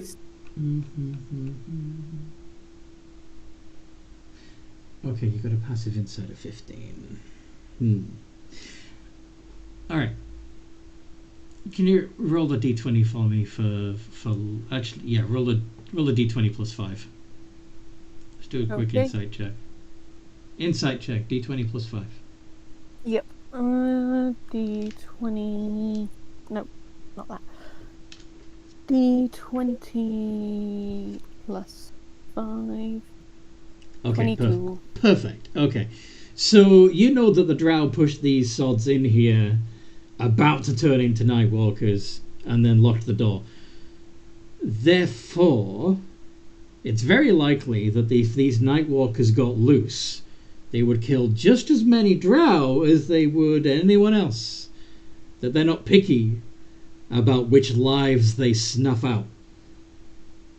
So in theory, if you were to shatter the door, or the wall around the door, and let these things loose, they would they could, in theory, stalk through the rest of the castle, killing every Drow they find.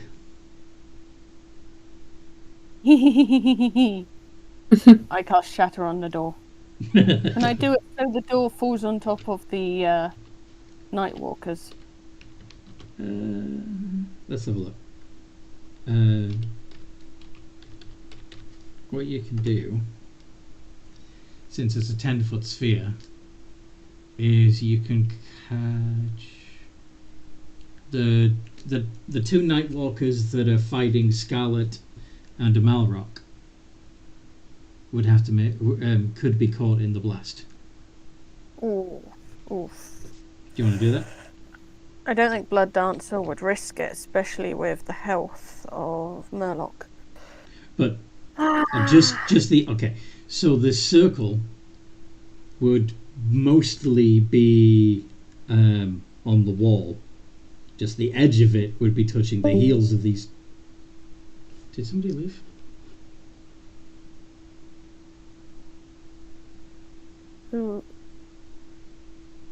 Wait. Okay. Zane must have just lost connection again. Must have. Okay. So anyway, the edge of the spell could touch the heels of two of the Nightwalkers and not actually touch Malrock and Scarlet, if you want. I will do that. And Shatter is a what level Yay, he's spell? back. It's second level. I might as well upcast it. To fourth. Screw it, let's upcast it to 4th level, because why not? So that would make it 5d8 damage altogether. Let's see. Con saves. So the two Nightwalkers get a 21 and a 33 for their con saves, both of which pass. So they take half the 3d8, the 5d8, but the wall and the door are going to take the full 5d8. So go ahead and roll 5d8, please. Okay. 21. Okay.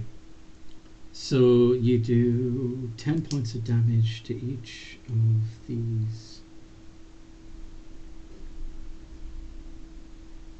Ooh.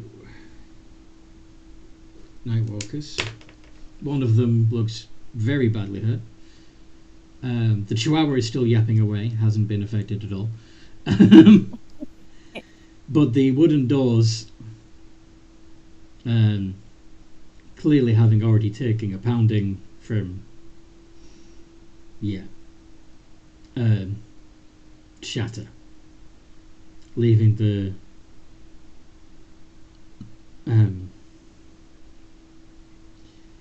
to the surprise of the Drow that are standing in the entrance hall behind it. And Blood Dancer's just gonna say in Elvish, with a slight accent, I recommend you run now. Okay. Night Watch. Yep. Nightwatch still has their moonbeam up. And she's gonna move it away from the Chihuahua. That's probably wise. Move it from the Chihuahua and have it hit. Okay, hold on, because Zane's decided to interrupt your turn with a legendary action. That hits. Sorry.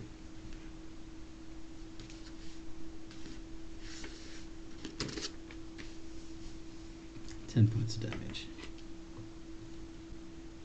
Now, is this on the Chihuahua or on Malrock's Nightwalker? Malrock's. Okay.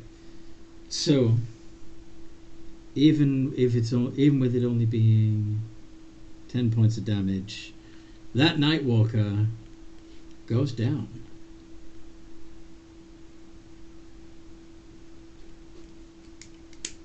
Leaving Malrock free.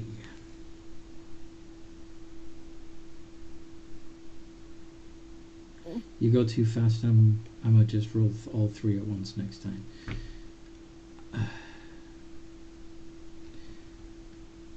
Or you could ask me.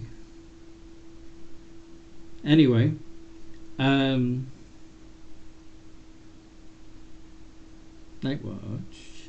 Okay, Nightwatch is just gonna do. Sorry, is it Nightwatch? Yes, it's Nightwatch. Yes. Okay. Nightwatch is going to move the moonbeam onto the one that's attacking Scarlet. Scarlet. Mm-hmm. So it needs to make a save. And is it con or wisdom?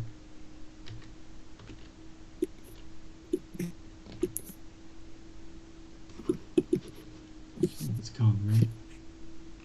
Con. Yeah. Makes sense. Plus 13. 28. Yeah, that passes, so take half damage. Mhm.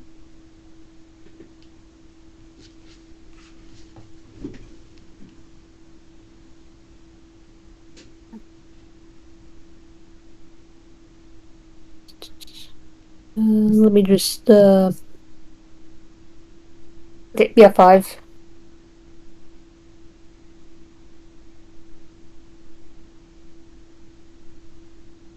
So 13 damage on that one. Night Watch is gonna look at the Chihuahua, Mhm. pick it up, and yeet it through the door. Do an athletics check for me.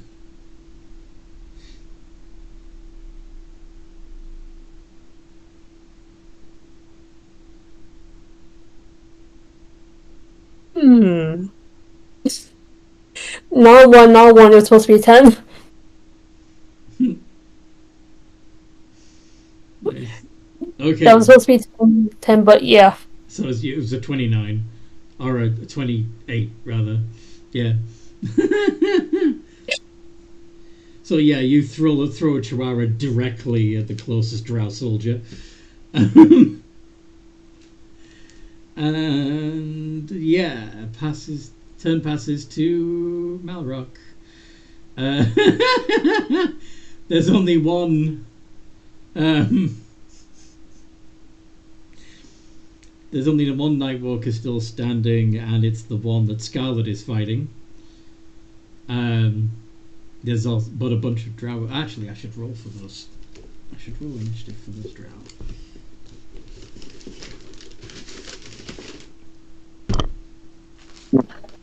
I want to help her, but I'm also very low on health. Mm-hmm. Does remove curse remove the health debuff? I'm sorry, what? Does remove curse remove the health thing? No, that you don't get your drained hit points back until you've finished a long rest. So,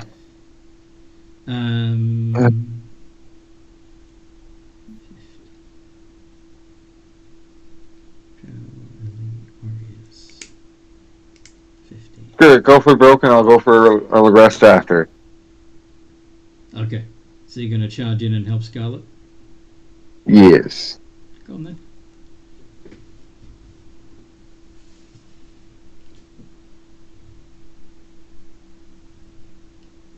Both of those hit. And my con save. Yeah, that's a fail. So the con save. Yeah, yeah, you take 22 points of damage from the annihilating aura. But you then, if you're still standing, you then hit twice against the Nightwalker. Yes. And I'll add in the 2 level 4 Divine Smites. Sweet.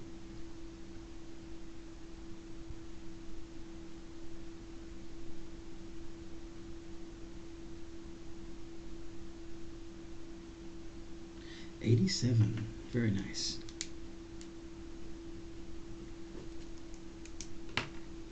Okay. And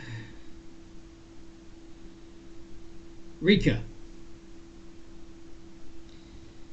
Hi. Con save, right? Yes. 15. Mm-hmm. So Shit.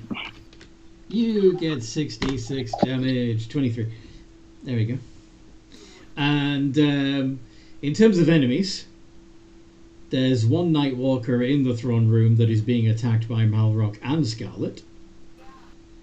And the third, the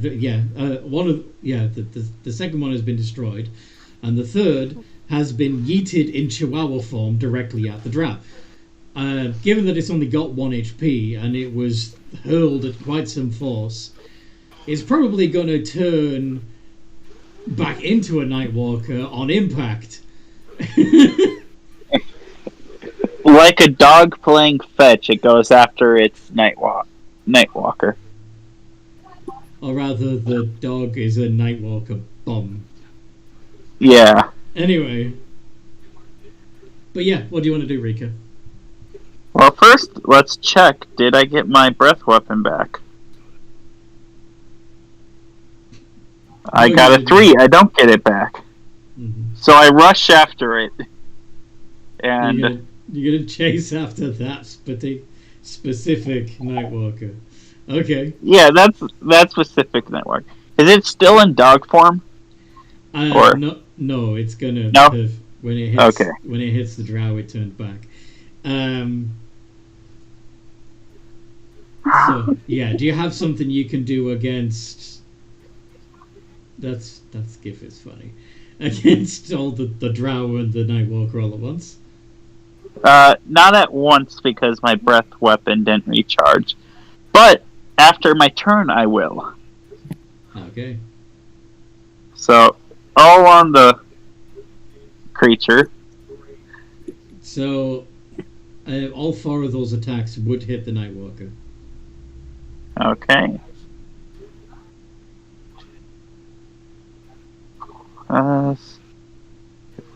66 plus 56.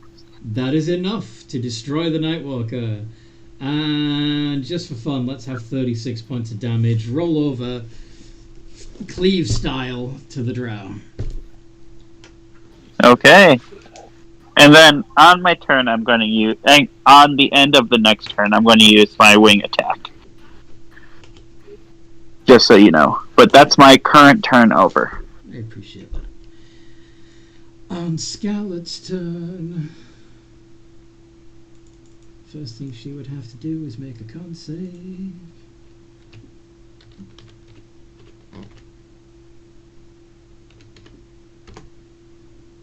$23. That's a pass. I'm back. Can you guys hear me? Yes. Mm-hmm. Yeah, Wi-Fi cut out for a moment. So, oh, she gets a crit. She's got a crit. So that would be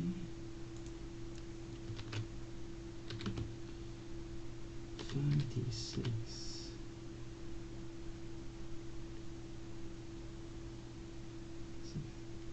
Oh, minute. Oh.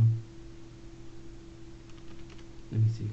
So she gets 3 extra dice on top of the critical, so that would be 5d6 on its own if she has 2 more, so it's 7d6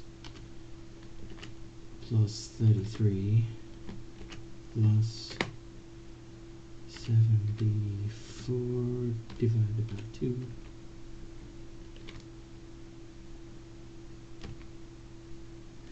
$70 points of damage.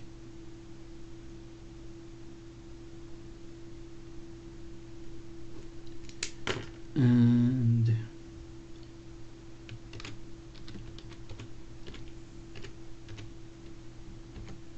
it fails its wisdom save and takes another 13 points of psychic.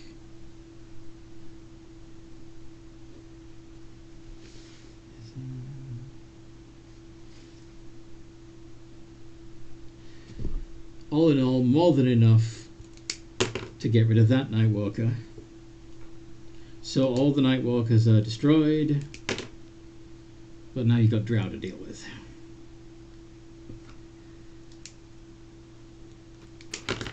And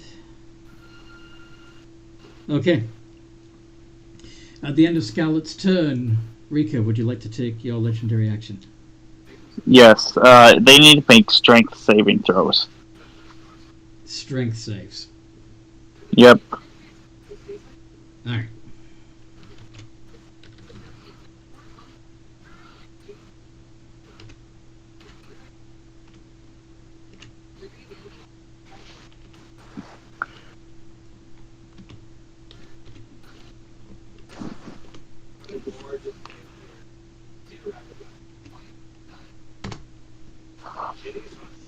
What's the DC?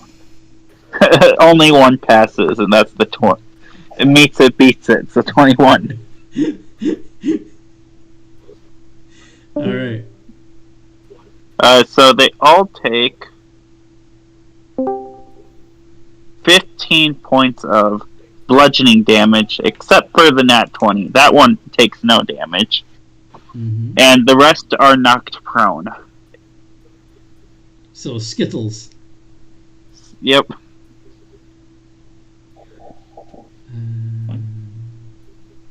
And then on the end of the next turn, I'm going to do a tail attack on a random next one. Okay.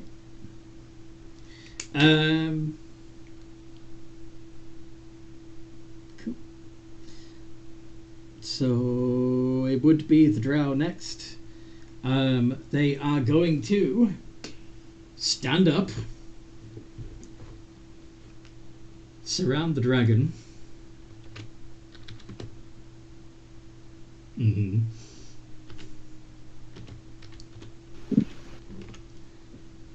Oh, and they've got 2 attacks each. Isn't that fun? Until they hit, they have disadvantage, by the way. Because of chaotic form. Okay. But there's so many, they're probably going to hit. So. What's your AC? 19. Okay. So That's a lot of crits. 3. Yeah, but the crits didn't get through. 3 hits from short swords.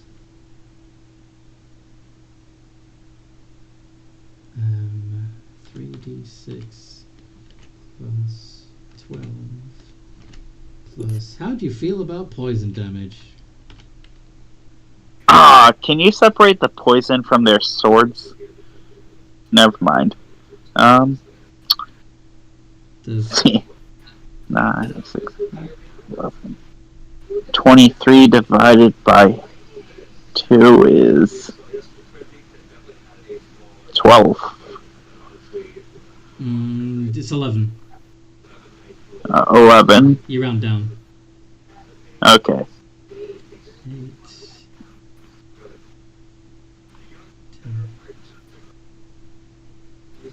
17. Yeah, 32. You're right. Well, 22. 22. Yeah, so it's 10. Okay. Yeah. Okay.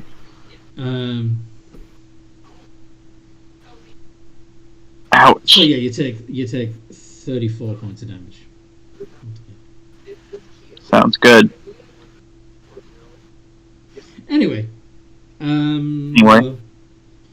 So that was the Drow, and they don't like you. They don't. Yeah. I don't like them either. But now. My tail. You can do a tail attack. Presumably on the one that's taking the most damage. I don't. That's a nat 1. You slam your tail down and get it caught on a spear or something. How?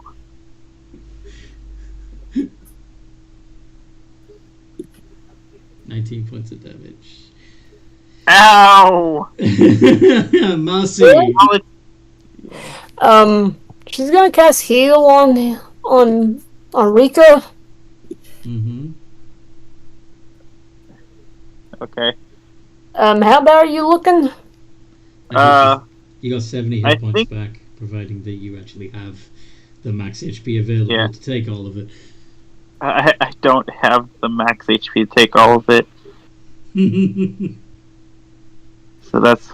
I'd only gained 23 back. Oh my... You've reduced it by so much, Anthony. If I give you 70 HP back, you wouldn't get I do have much. to give... Rob, I do have to give you props for removing one Night Walker from the fight before it even started. Well done. Yeah. This would have been a very this would have been a lot closer fight if you hadn't have rescued one of them. I have 57 HP right now, with a max of 57. 80. Max of 80. Okay. So, And yeah. So the 70 hit points will get you up to 80, and that's it. yeah, but I think Malrock's doing worse than me. Fair. I think so You too. sure? Yeah, he's desperate. He's got pennies Okay, left I in his guess bag. I'll heal Malrock again for 70. Malrock, how much of that 70 can you actually take? Rob.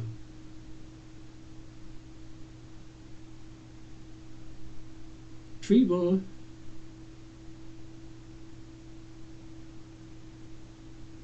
Rob. Rob. Bobby. Robbie. Yes. You are being healed. How much of that 70 hit points from heal can you actually take? Given that your HP maximum has been reduced.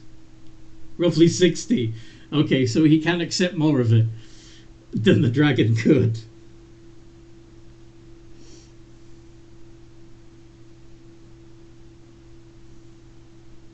Okay, as a bonus action, Marsling will, do a peace shot at, one of the drows.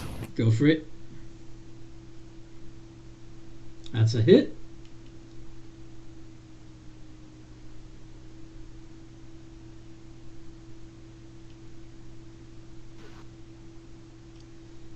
Ten points of damage.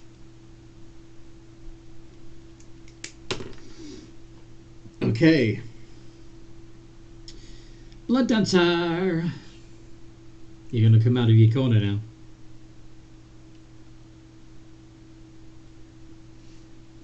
I can come out of my corner? All the Night Walkers are done. All that's left now is Drow. And the Drow seem to be focusing their attacks on the dragon. Right. Murloc needs the healing more than the dragon. I think he already did get healed. He did get healed. Yes. Yes. Okay, then I will Rika also needs healing. And very likely Scarlet also needs healing, because I know she's taken 90 points of damage since I took over controlling the character. Right. Right. Next turn I will heal Scarlet. This turn I will upcast heal. Don't upcast it. Don't bother upcasting it, because the reduction in their max HP means they can't take all 70 hit points anyway. I have to. Yeah. It's the only other high spell slot I've got. Then do it on Scarlet. Yeah. Don't waste it on me. I will heal Scarlet for 80. Okay. So that's a net loss of 10. That's way better than 90. Cool. And bonus action movement? What you doing? I don't want to get too close because I don't want to be poked by the drow, and I've got a dragon to heal next turn. So, oh wait, I will get onto my mount ready for what I might do next turn. Your mount is still summoned. Okay. He would probably be knocked out by now, actually. Never mind. Yeah, the annihilating aura would have killed him, unsummoned him. Okay. Blah, blah, blah.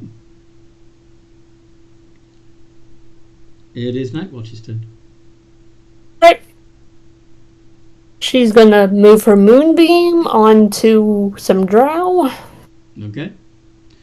Okay, they have to make a con save.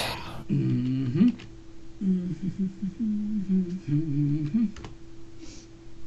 Nat 20! Okay. They take half.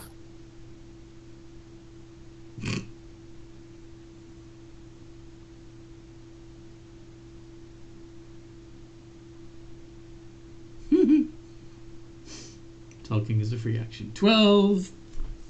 And yeah, assuming that you targeted the one that was most damaged, that dude down. There's only 7 Drow Elite Warriors remaining. Okay.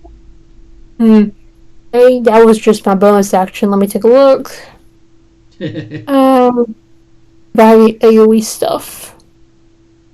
AoE. Are they in like a straight line? No, they're surrounding the dragon. Okay, never mind. Surrounding the dragon. Does he need healing? Oh, yes. Okay, gonna cast heal on him as well. There you go. So you will get 80 HP. Rika, you are back up to your current max HP.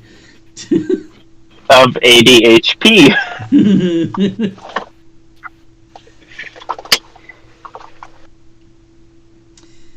And turn passes to Malrock.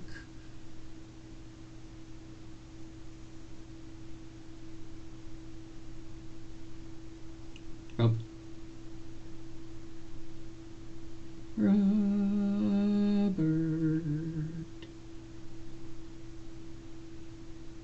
Sorry, who's left? The Drow. 7 Drow. In this area, at least. There's a lot more where that came from, but standing in the entrance hall, waiting for whoever survived the Nightwalkers to come out. A Drow. Yeah, I'll just attack. So you're gonna run out and smack them. Yes. Leave the dragon alone! Those both hit.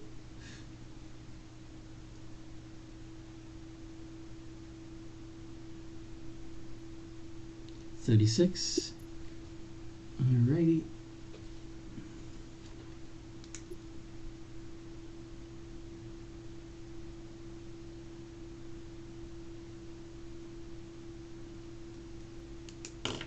These puny elves can't hurt me. Rika. Hi. First, let's see if my breath weapon is back. Yay! It is! Nukem. Okay. I just remembered my breath weapon's aligned, so it doesn't help if they're surrounding me. No!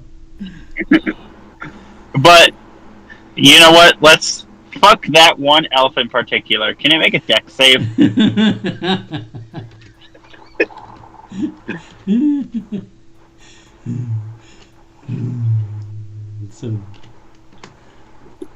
Nat 20! 27. Jesus! Okay. It's probably gonna still die. They are nimble little fucks. I'm assuming you're aiming for the one that Malrock already stabbed. Yep. 30 points of force damage. Oh yeah, he down. Okay. And then... just for good measure, let's... yeah, 10 points roll over to one of the other Drow. There you go. Okay. And then I'm going to claw the one that I went over to. Okay. That's a hit.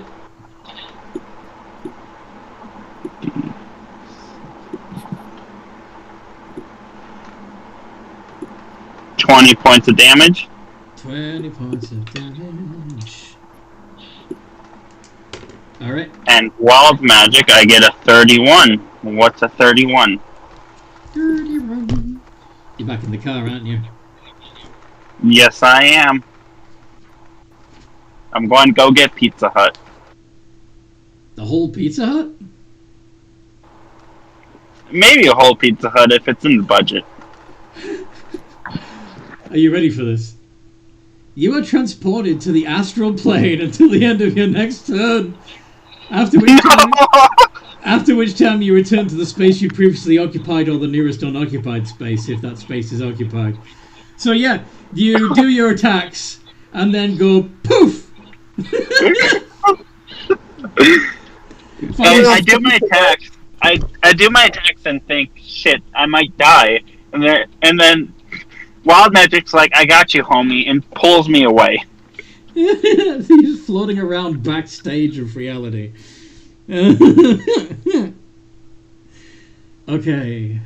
Is Amanda back yet? No, unfortunately. Okay. So, she is, of course, going to...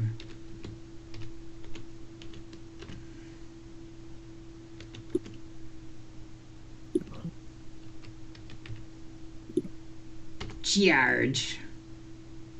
And... ooh, only 2 of those hit.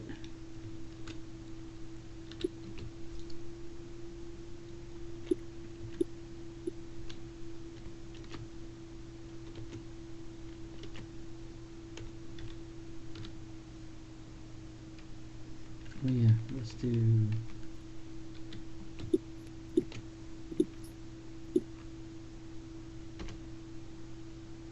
36 is the highest, we'll go with that one. So, and I know she also tends to prefer to attack fresh targets. So,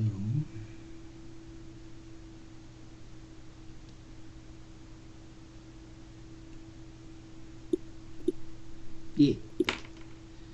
So by my count. Oh shit, my rage will go away? Why? Because it's been more than a minute? Oh no, because this beer, because you're in the astral plane. Yes. Okay. The Drow.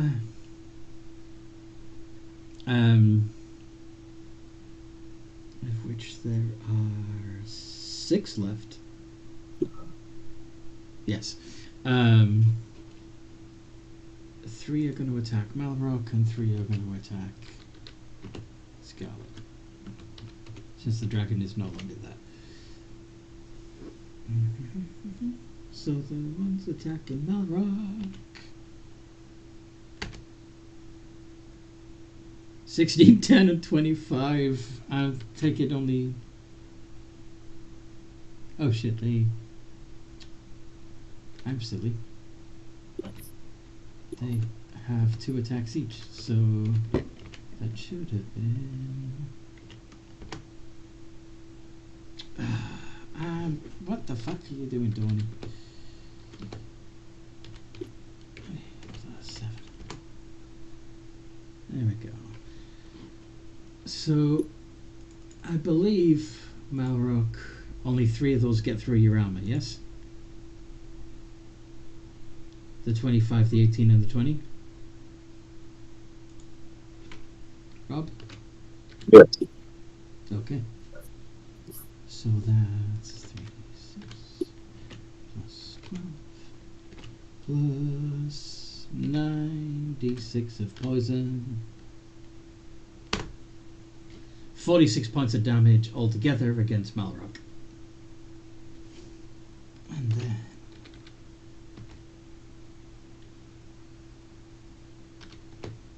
20 plus 7 ADV on Scarlet. And Scarlet's AC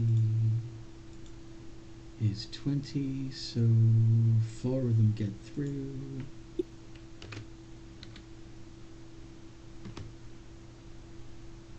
So that's 46 plus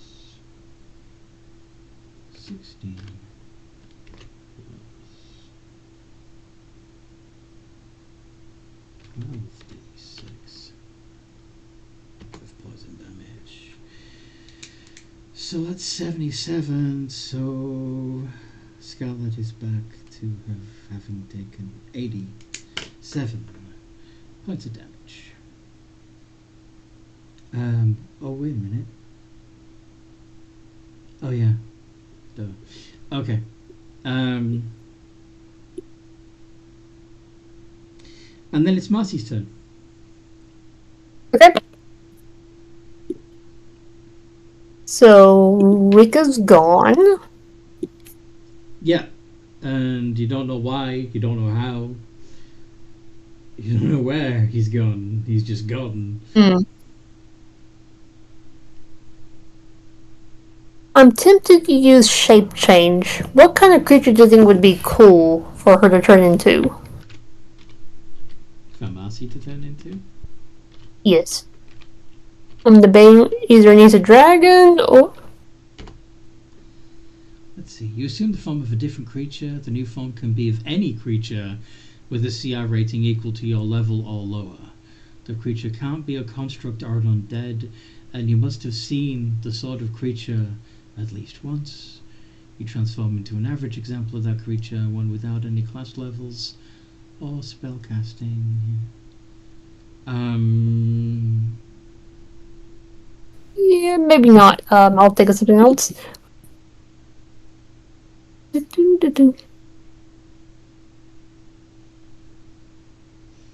How about a treant? What?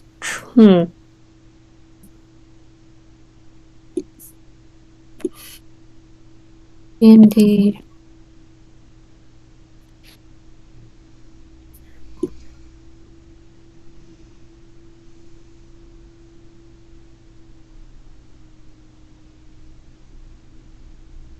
I think it might just be better if I just have her do like an AoE spell. Sounds good.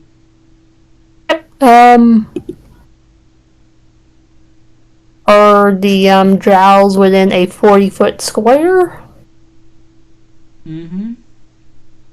Okay, she's going to transmute rock. She's going to what? Transmute rock. It's a spell that more or less like I can imagine they were on like either like stone, so the stone would turn into mud. Okay. And they would sink into it. Okay, so the flagstones in the corridor become mud, and they sink into it. It's going to cost them 4 foot of movement to move for each 1 foot that they would normally move.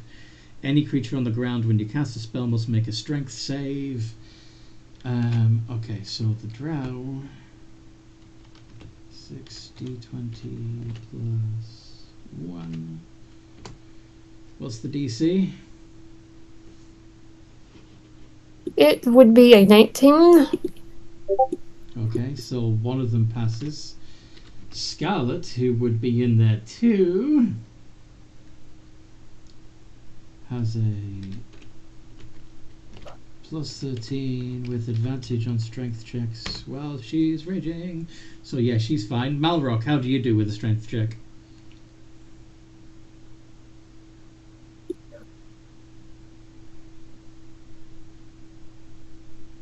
Sorry, what do I need to roll? Sorry, what? Sorry, what do I need to roll? A strength saving throw. It's no, it's supposed to be a dex. No. Any creature on the ground when you cast the spell must make a strength saving throw. Oh, my mistake. Sorry, I was looking at something else. Okay. A creature must also make the saving throw when it moves into the area the first time, or when it ends its turn. Blah blah blah blah. If you cast the spell on a ceiling, the mud falls. Blah blah blah blah. Yeah. Okay. You feel Malrock. So Malrock sinks into the mud and is restrained, but you can use an action to end the restraint condition by pulling yourself free. So yeah, you're stuck in the mud.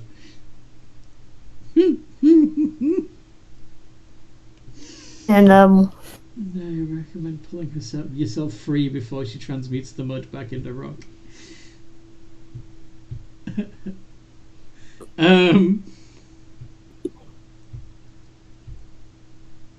Martin smiles and just does like a pop shot to one of the drow that are stuck in the mud. Not one of the one that passed then. The only one that passed. So yeah, she'll bonk that one with her bow. Sweet.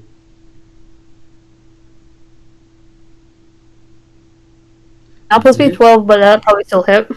That's a hit.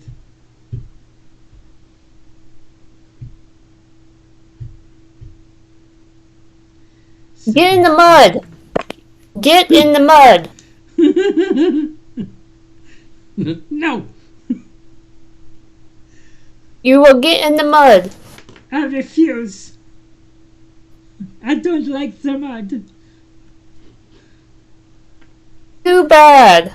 I don't know why the Drow are talking like it is. He's a foreign to Sage Drow from Trypan. So being... Why does it sound like Billy from Amazing World of Gumball? I don't know.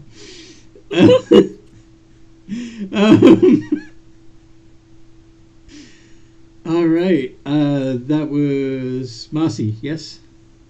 Yeah. So it is Blood Dancer.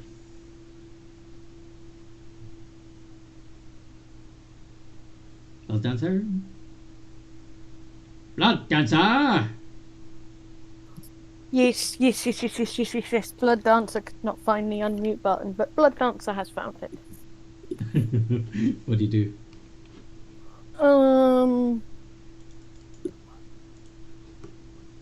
The dragon has temporarily been teleported away. Yes, but all you know is he's vanished.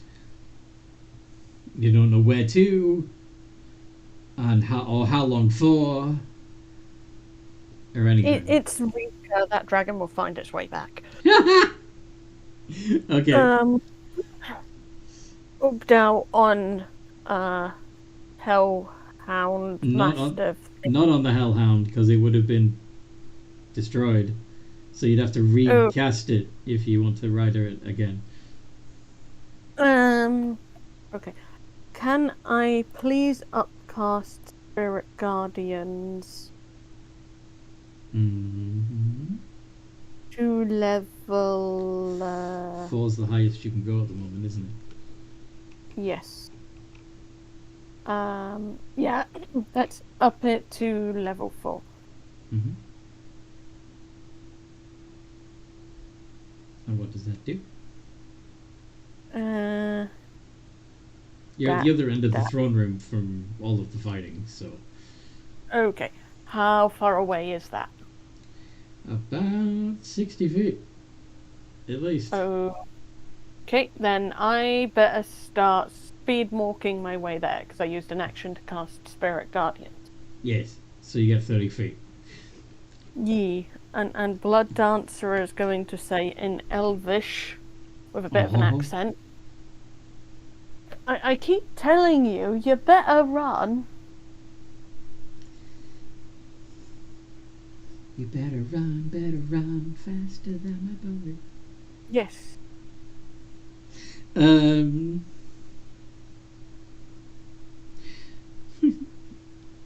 Night Watch. Okay. She's gonna move the moonbeam onto the one that refused to get into the mud. I have it next on. Can't save.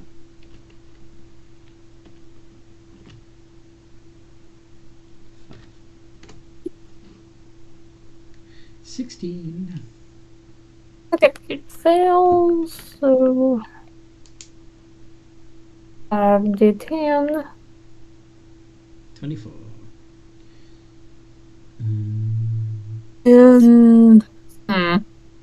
What? I'm just looking, I don't have any AoE spells, so I'll just, sure, I'll just throw a, guiding bolt onto the same guy as well. No need, he's already down. Oh. And as the guy next to him, like sees him collapse and goes, "No!" He touches the moonbeam too and takes the roll over damage.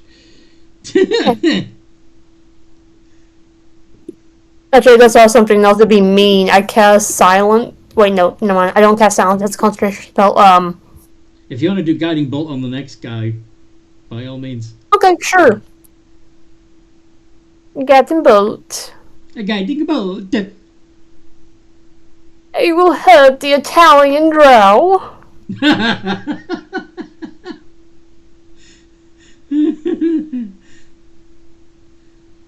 That's a hit. Yep.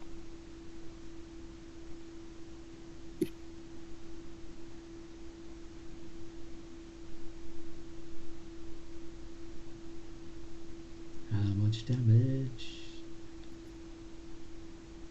How much damage?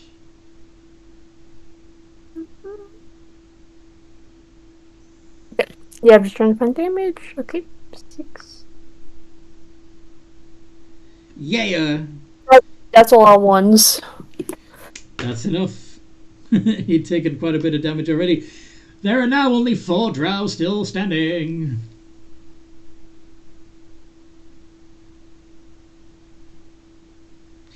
And it's Malrock's turn.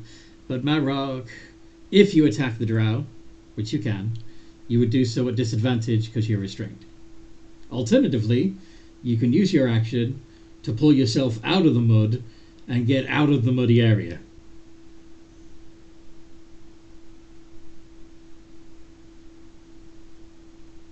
What do you want to do? I'm going to pull myself out. Okay. And that requires an athletics check, maybe?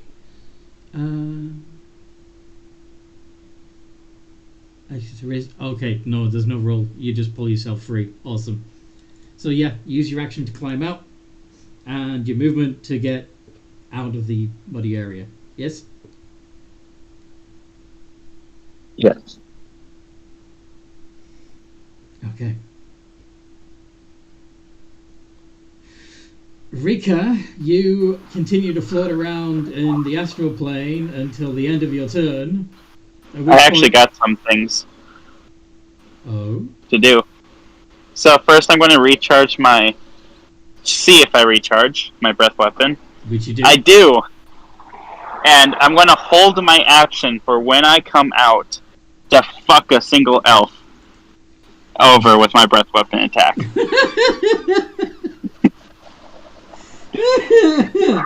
Phrasing. Fuck. Anyway. Thanks. Is Amanda coming back? Is Amanda coming back?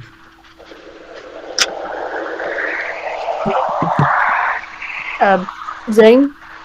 Yes. That's loud. Sorry. A good Dex damage. save. Okay. I see. I assume she's on her way home, but I'm not sure. I'm sorry, guys. I went downtown. I ended up taking longer than I meant to. Is there a point in joining now? Yes. 2, 20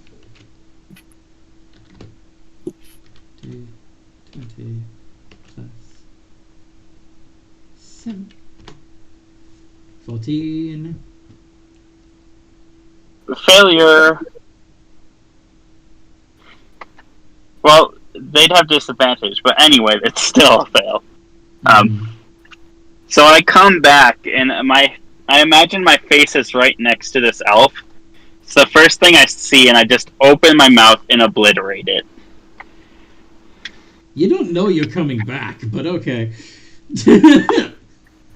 Well, he was preparing because he didn't know how long he'd stay. Okay. But he knew a combat would start. So you do 61 would be there when he comes back. So you do 61 points of damage. Alright. Which would indeed obliterate it. So.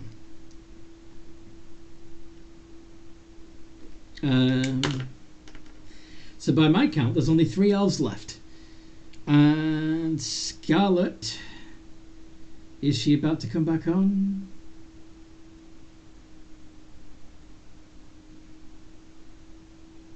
Scarlet, nothing to call yet. Rob, is she home? Yeah, she just got in the door. She needs a second. Alright, No worries.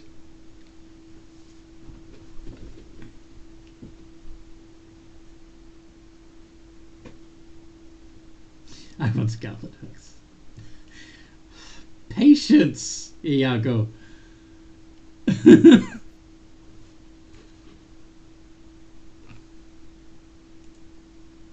Let her come. Let her get settled. She's only just come through the door. No, wait. No. For someone who understands anxiety,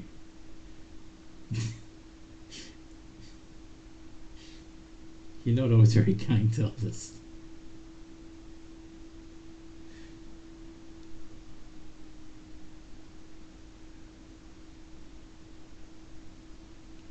Butt hugs? She wants butt hugs. Little wants the butt hugs. No, not butt hugs.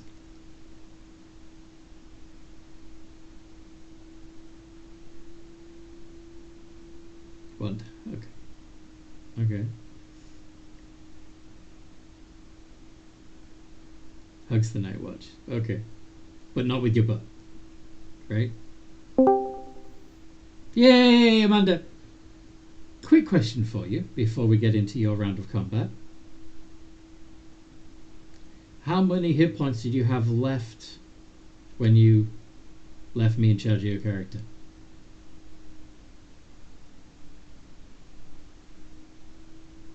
Amanda.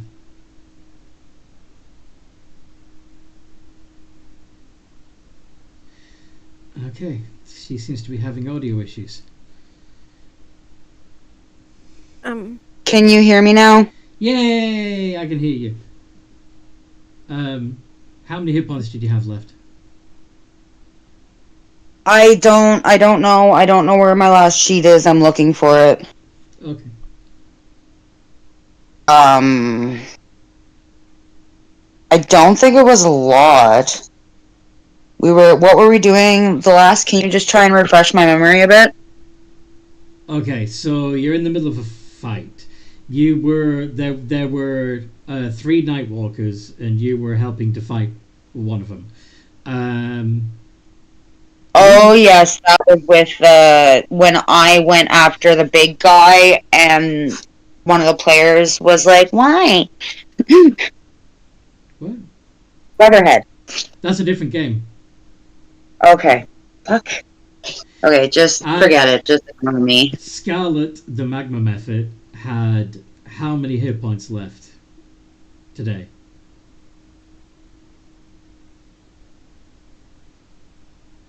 The reason why I'm asking is because sorry? I don't know. I don't know where my last sheet is, and I just am getting on the game, and I have no idea what's going on or what has happened. Okay, you don't remember what was happening before you left? No, I don't. Okay. So, you guys had all been in the throne room of the palace, right?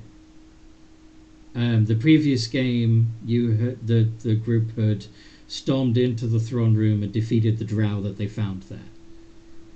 While you guys this session were figuring out what you were going to do next, Blood Dancer piped up, "Where are all the people?" And at that point, 4 people were shoved into the room with shadows leaking out between the bound hands, and Malrock managed to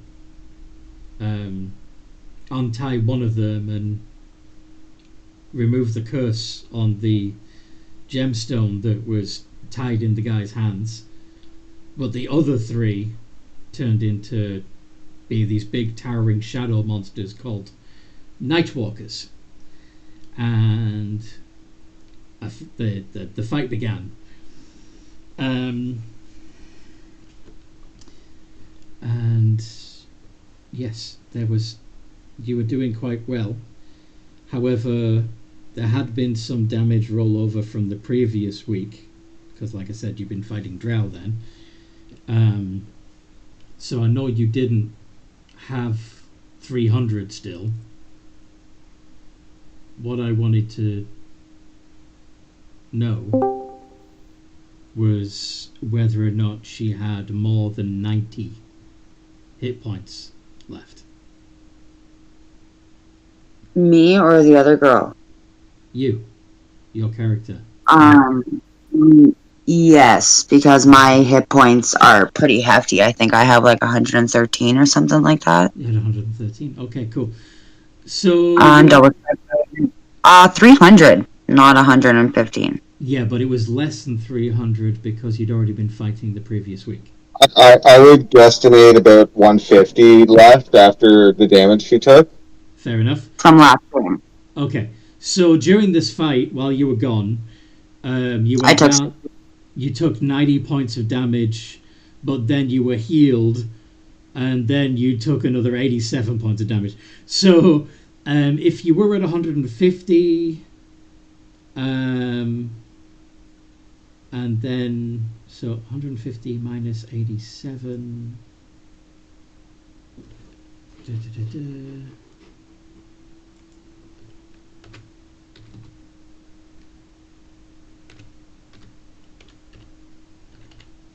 You should currently have 63 hit points.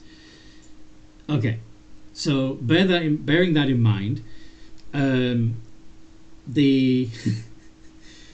the Nightwalkers were all defeated, but in the process, the double doors to the throne room were smashed open with a shatter spell, revealing that there were 8 Drow waiting out in the corridor, just in case you managed to get past the Nightwalkers. And of course, you finished off the party finished off the Nightwalkers with a lot of help from you. You managed to get a crit and do a lot of damage to the last Nightwalker, and then you ran out into the corridor and started hacking Drow to pieces. One of the other characters turned the flagstones that the Drow was standing on into mud. So right now, if you want to attack those Drow, you would have advantage on the attack because they're restrained by the mud. But you managed to roll high enough on your strength check to not get stuck in the mud in the first place. So, yeah. In other words, you can make your 3 claw attacks with advantage, and you won't even have to use your reckless ability.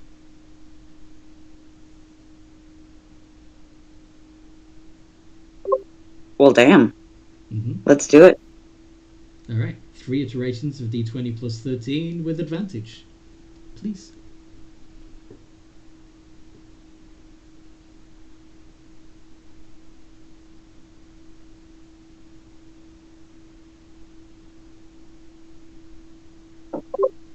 Sorry, 3d20 plus what?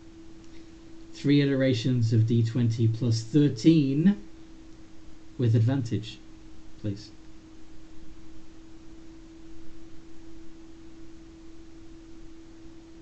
I think my issue is ADHD. Your issue is what now? ADHD. My brain, everything in my head is going a mile a minute, and it's hard for me to, like, navigate my head. Believe me, I understand. Stimulants help. What's that? Caffeine, nicotine. It does or doesn't help? Does, believe it or not. I find it does, but then it makes me like I get everything done super fast. Yeah, that's good. But I get it done. Yeah. But it's like Speedy Gonzalez. Blood Dancer really wants to turn you into a T-Rex on their turn. But, oh wow, crit! Okay. So, you're going to do 7d6 plus 33 plus 7d4 damage.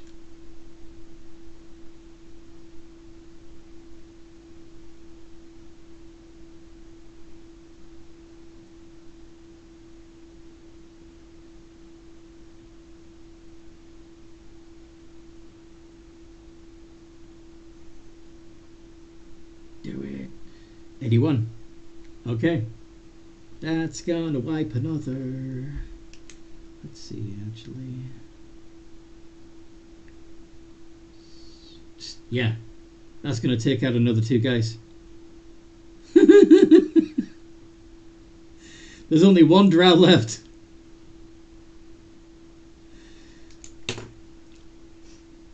And yeah, that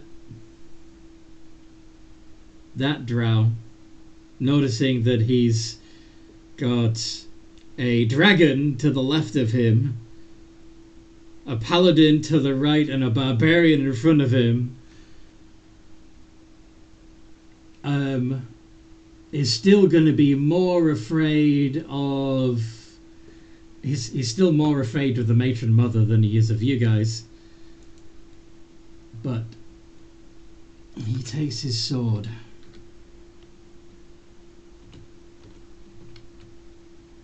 Did he wear the brown pants?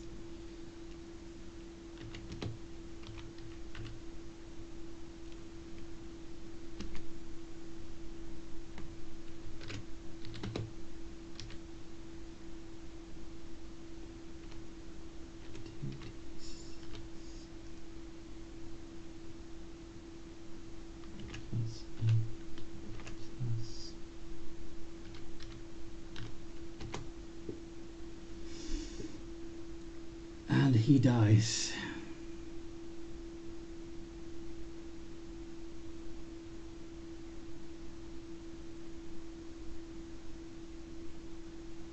Combat over. Wait, did he just Yeah, do he that went to out. himself? Sorry? Did he seriously just do that to himself? Yes. He can't let the secrets out. Too bad. Oh, don't. Themselves. I revivify.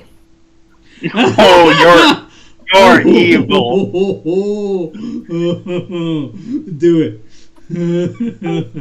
I cast revivify while also like holding on to the scruff of his neck, but making sure his weapon is away from him. You pull him out of the mud. I'll just Yes. take his weapons away. And have him see me while he wakes up. He comes up. He wakes up and says in Elvish, "I'm not dead. Why am I not dead?" It's always important to take out the cleric in the party. And sorry, Noodle. What was that? I'm just going to say Blood Dancer offers to translate if you don't speak Elvish. Oh, no, I speak Elvish, but thank you though. Okay.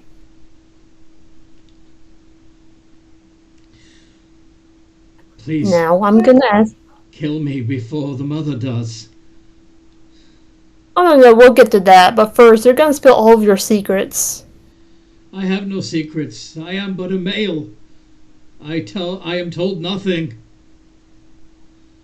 Insight.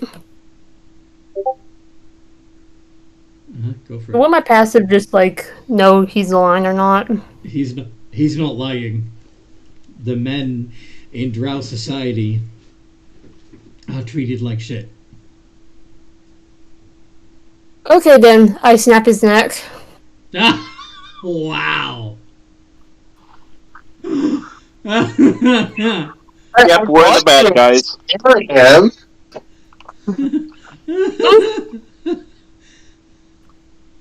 Meanwhile, this is going on. Rika's eating the bodies of the men. He's eating the other Drow. Yep. Specifically the men, if there's any female around. They're all men. Then he's nibbling on. He's eating them all. My idea was, if they're treated so poorly in their own society, come join a different city and be free of that. But too late, his neck is broke. Yep.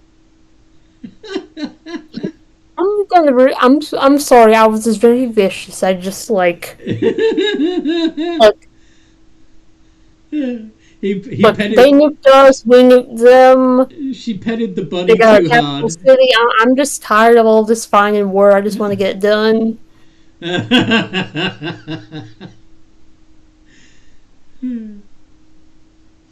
Oh yeah. I mean, I can like revive him again if you want me to. Okay. No, don't waste the gold. Psychological damage at that point. So you're in the entrance hall. There are corridors leading to the left and the right, but ahead of you is the main door that leads out into the town of Skelbania. Into the town square specifically. Hey, guys, do you know where the mother would be?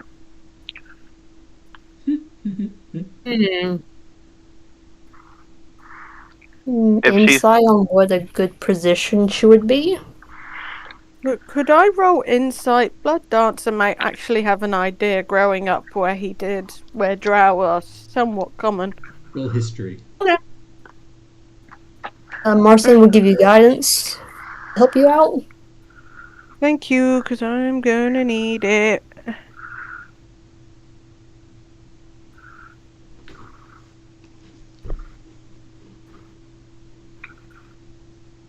Okay. You got it, Blood Dancer, you got it! D20 Plus 3. And then add 3. And add the guidance, which I believe is a D4. Yeah. 9. 9. Marcin will give you Omen. Sorry? As a reaction, Marcin and like do Cosmic Omen to add like a D6 to a Oh, nice. Awesome. Roll another D6, Blood Dancer. That brings it up to an 11. The matron mother would probably be in the fanciest room in the building. Usually the throne room. But you guys cleared the throne room already. Yeah, Blood Dancer will say that. Usually the leader of these Drow families are in the nicest, fanciest rooms, which in this case would be the throne room. And we killed all the female Drow in here. So... And their male bodyguard. And their male bodyguards. So... I mean, there was a spellcaster that we killed. Mm-hmm. Was she the matron mother and we just... like, we did this in the wrong way? Insight on this whole situation? Oh, sorry, Sudi. I guess these males that were out here could have been the ones guarding the door. But why would they... They were the ones that threw in the prisoners, obviously. But why would they... The doomed. Go on. Why would they throw in those monsters if their queen was in there? They must have known she was already dead. But he didn't. Yeah. So maybe... Which means... Go on. She left, or she could have left already, or she's in the bedchambers where the previous rulers stayed. Then who was it that you killed then, if it wasn't the matron mother? Maybe this was a Drow that was part of another... the daughter? Mother's group. Drow families fight amongst themselves quite a lot. This one might work for a rival matron mother group. Could have been the daughter too. So wait. Okay. Alright, go ahead and roll Insight Night Watch, or is that what the 19 was? That's what the 19 was. Okay. So, assuming the Blood Dancer is onto something, and that these men that were outside the throne room have a different matron mother to the one you just killed, maybe those Nightwalkers weren't meant for you. Maybe that was an attempt by a rival family to usurp the family that had occupied the palace.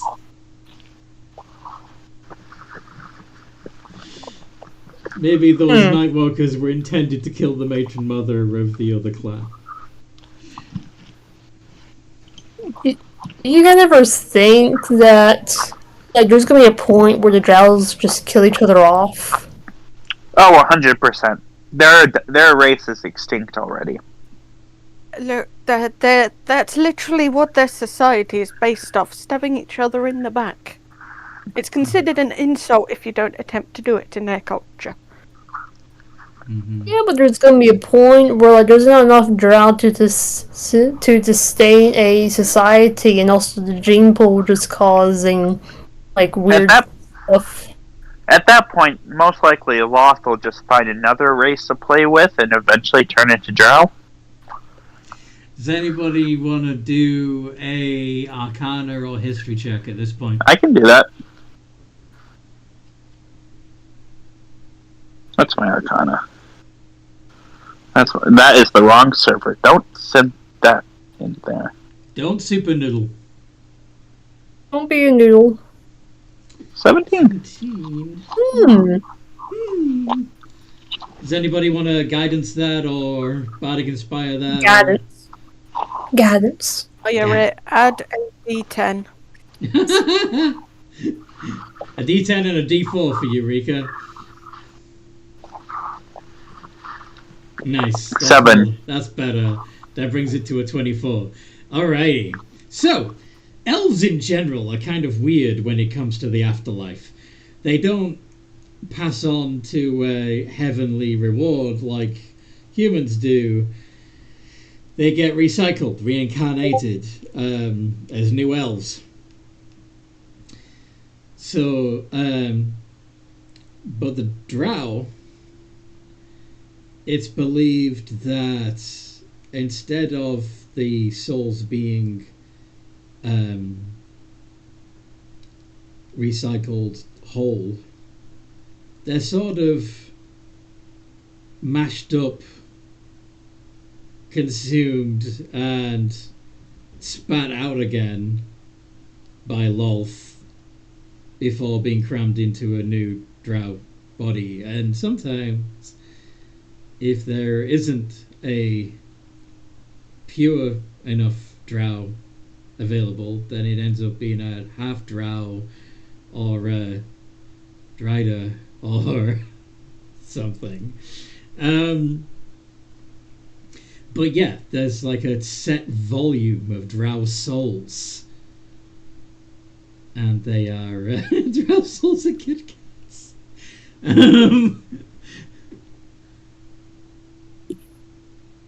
Yeah.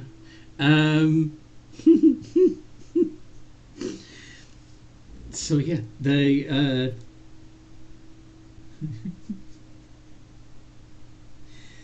even though it seems like elves don't breed very often, the Drow do have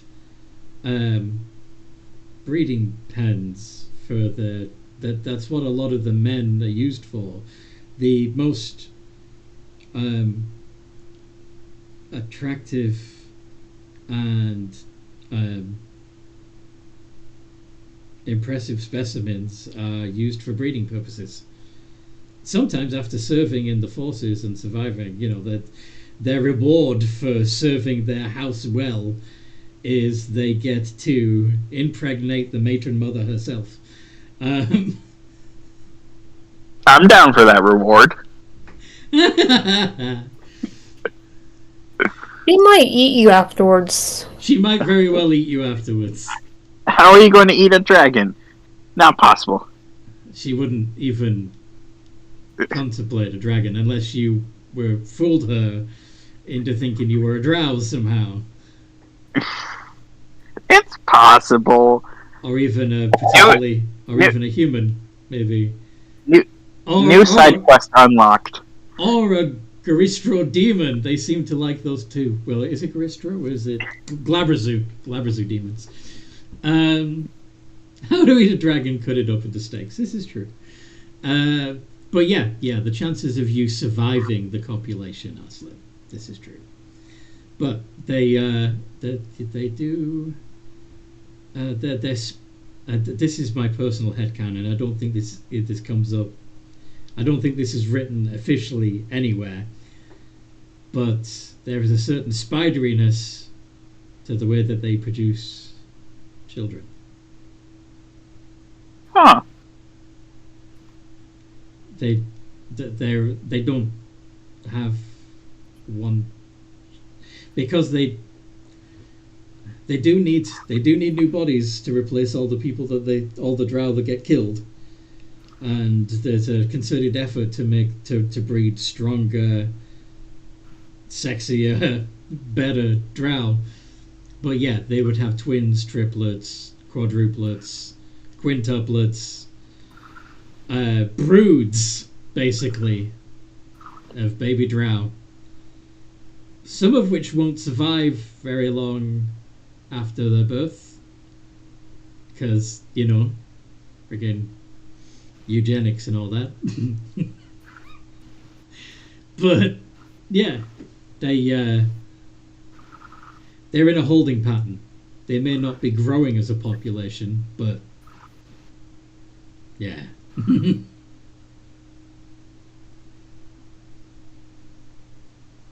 They seem to be able to maintain their numbers somewhat. Well, we'll probably see one hiding somewhere. We could always ask him who their matron mother is. We'd have to go out looking. You're gonna have to. Are you gonna patrol the palace, or are you gonna go out into the town? I'm gonna pop out into the town, or at least peek my head out the door. Is everybody going? I personally would like to rest. Yeah, resting might be a very good idea, considering many of you have truncated hit points. I have 80 HP, and I'm at 2 levels of exhaustion. Oof. Yeah. I'm doing pretty bad. Maybe go down to the dungeons and sleep in the cells. I can't fit in the dungeons. You can polymorph. Just for an hour. I have Magnificent Mansion. That works too. Yeah. I will cast that and make a big dragon-sized room. Alright. So, you go into your magnificent mansion that is far more glorious than the Drow's palace. It is a very fancy-looking tent. Like circusy tent. Oh, okay. So it looks like a big top, your mansion. Yes. Okay. Nice. Are the translucent servants all clowns? Yeah. Yeah, let's make them clowns.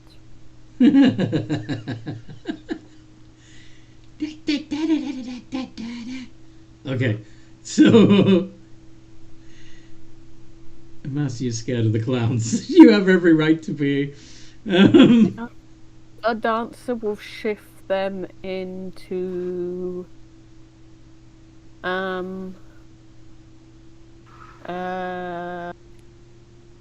into what? Cat. They look like tabaxi. There. Okay, so tabaxi clowns, even better. Taxi clowns. Anyway, so you guys all get a long rest, if assuming the servants don't give you nightmares. Get all your hit points and spell slots back. Have a nice big meal the next day. Well, that seems like a good place to put a pin in it.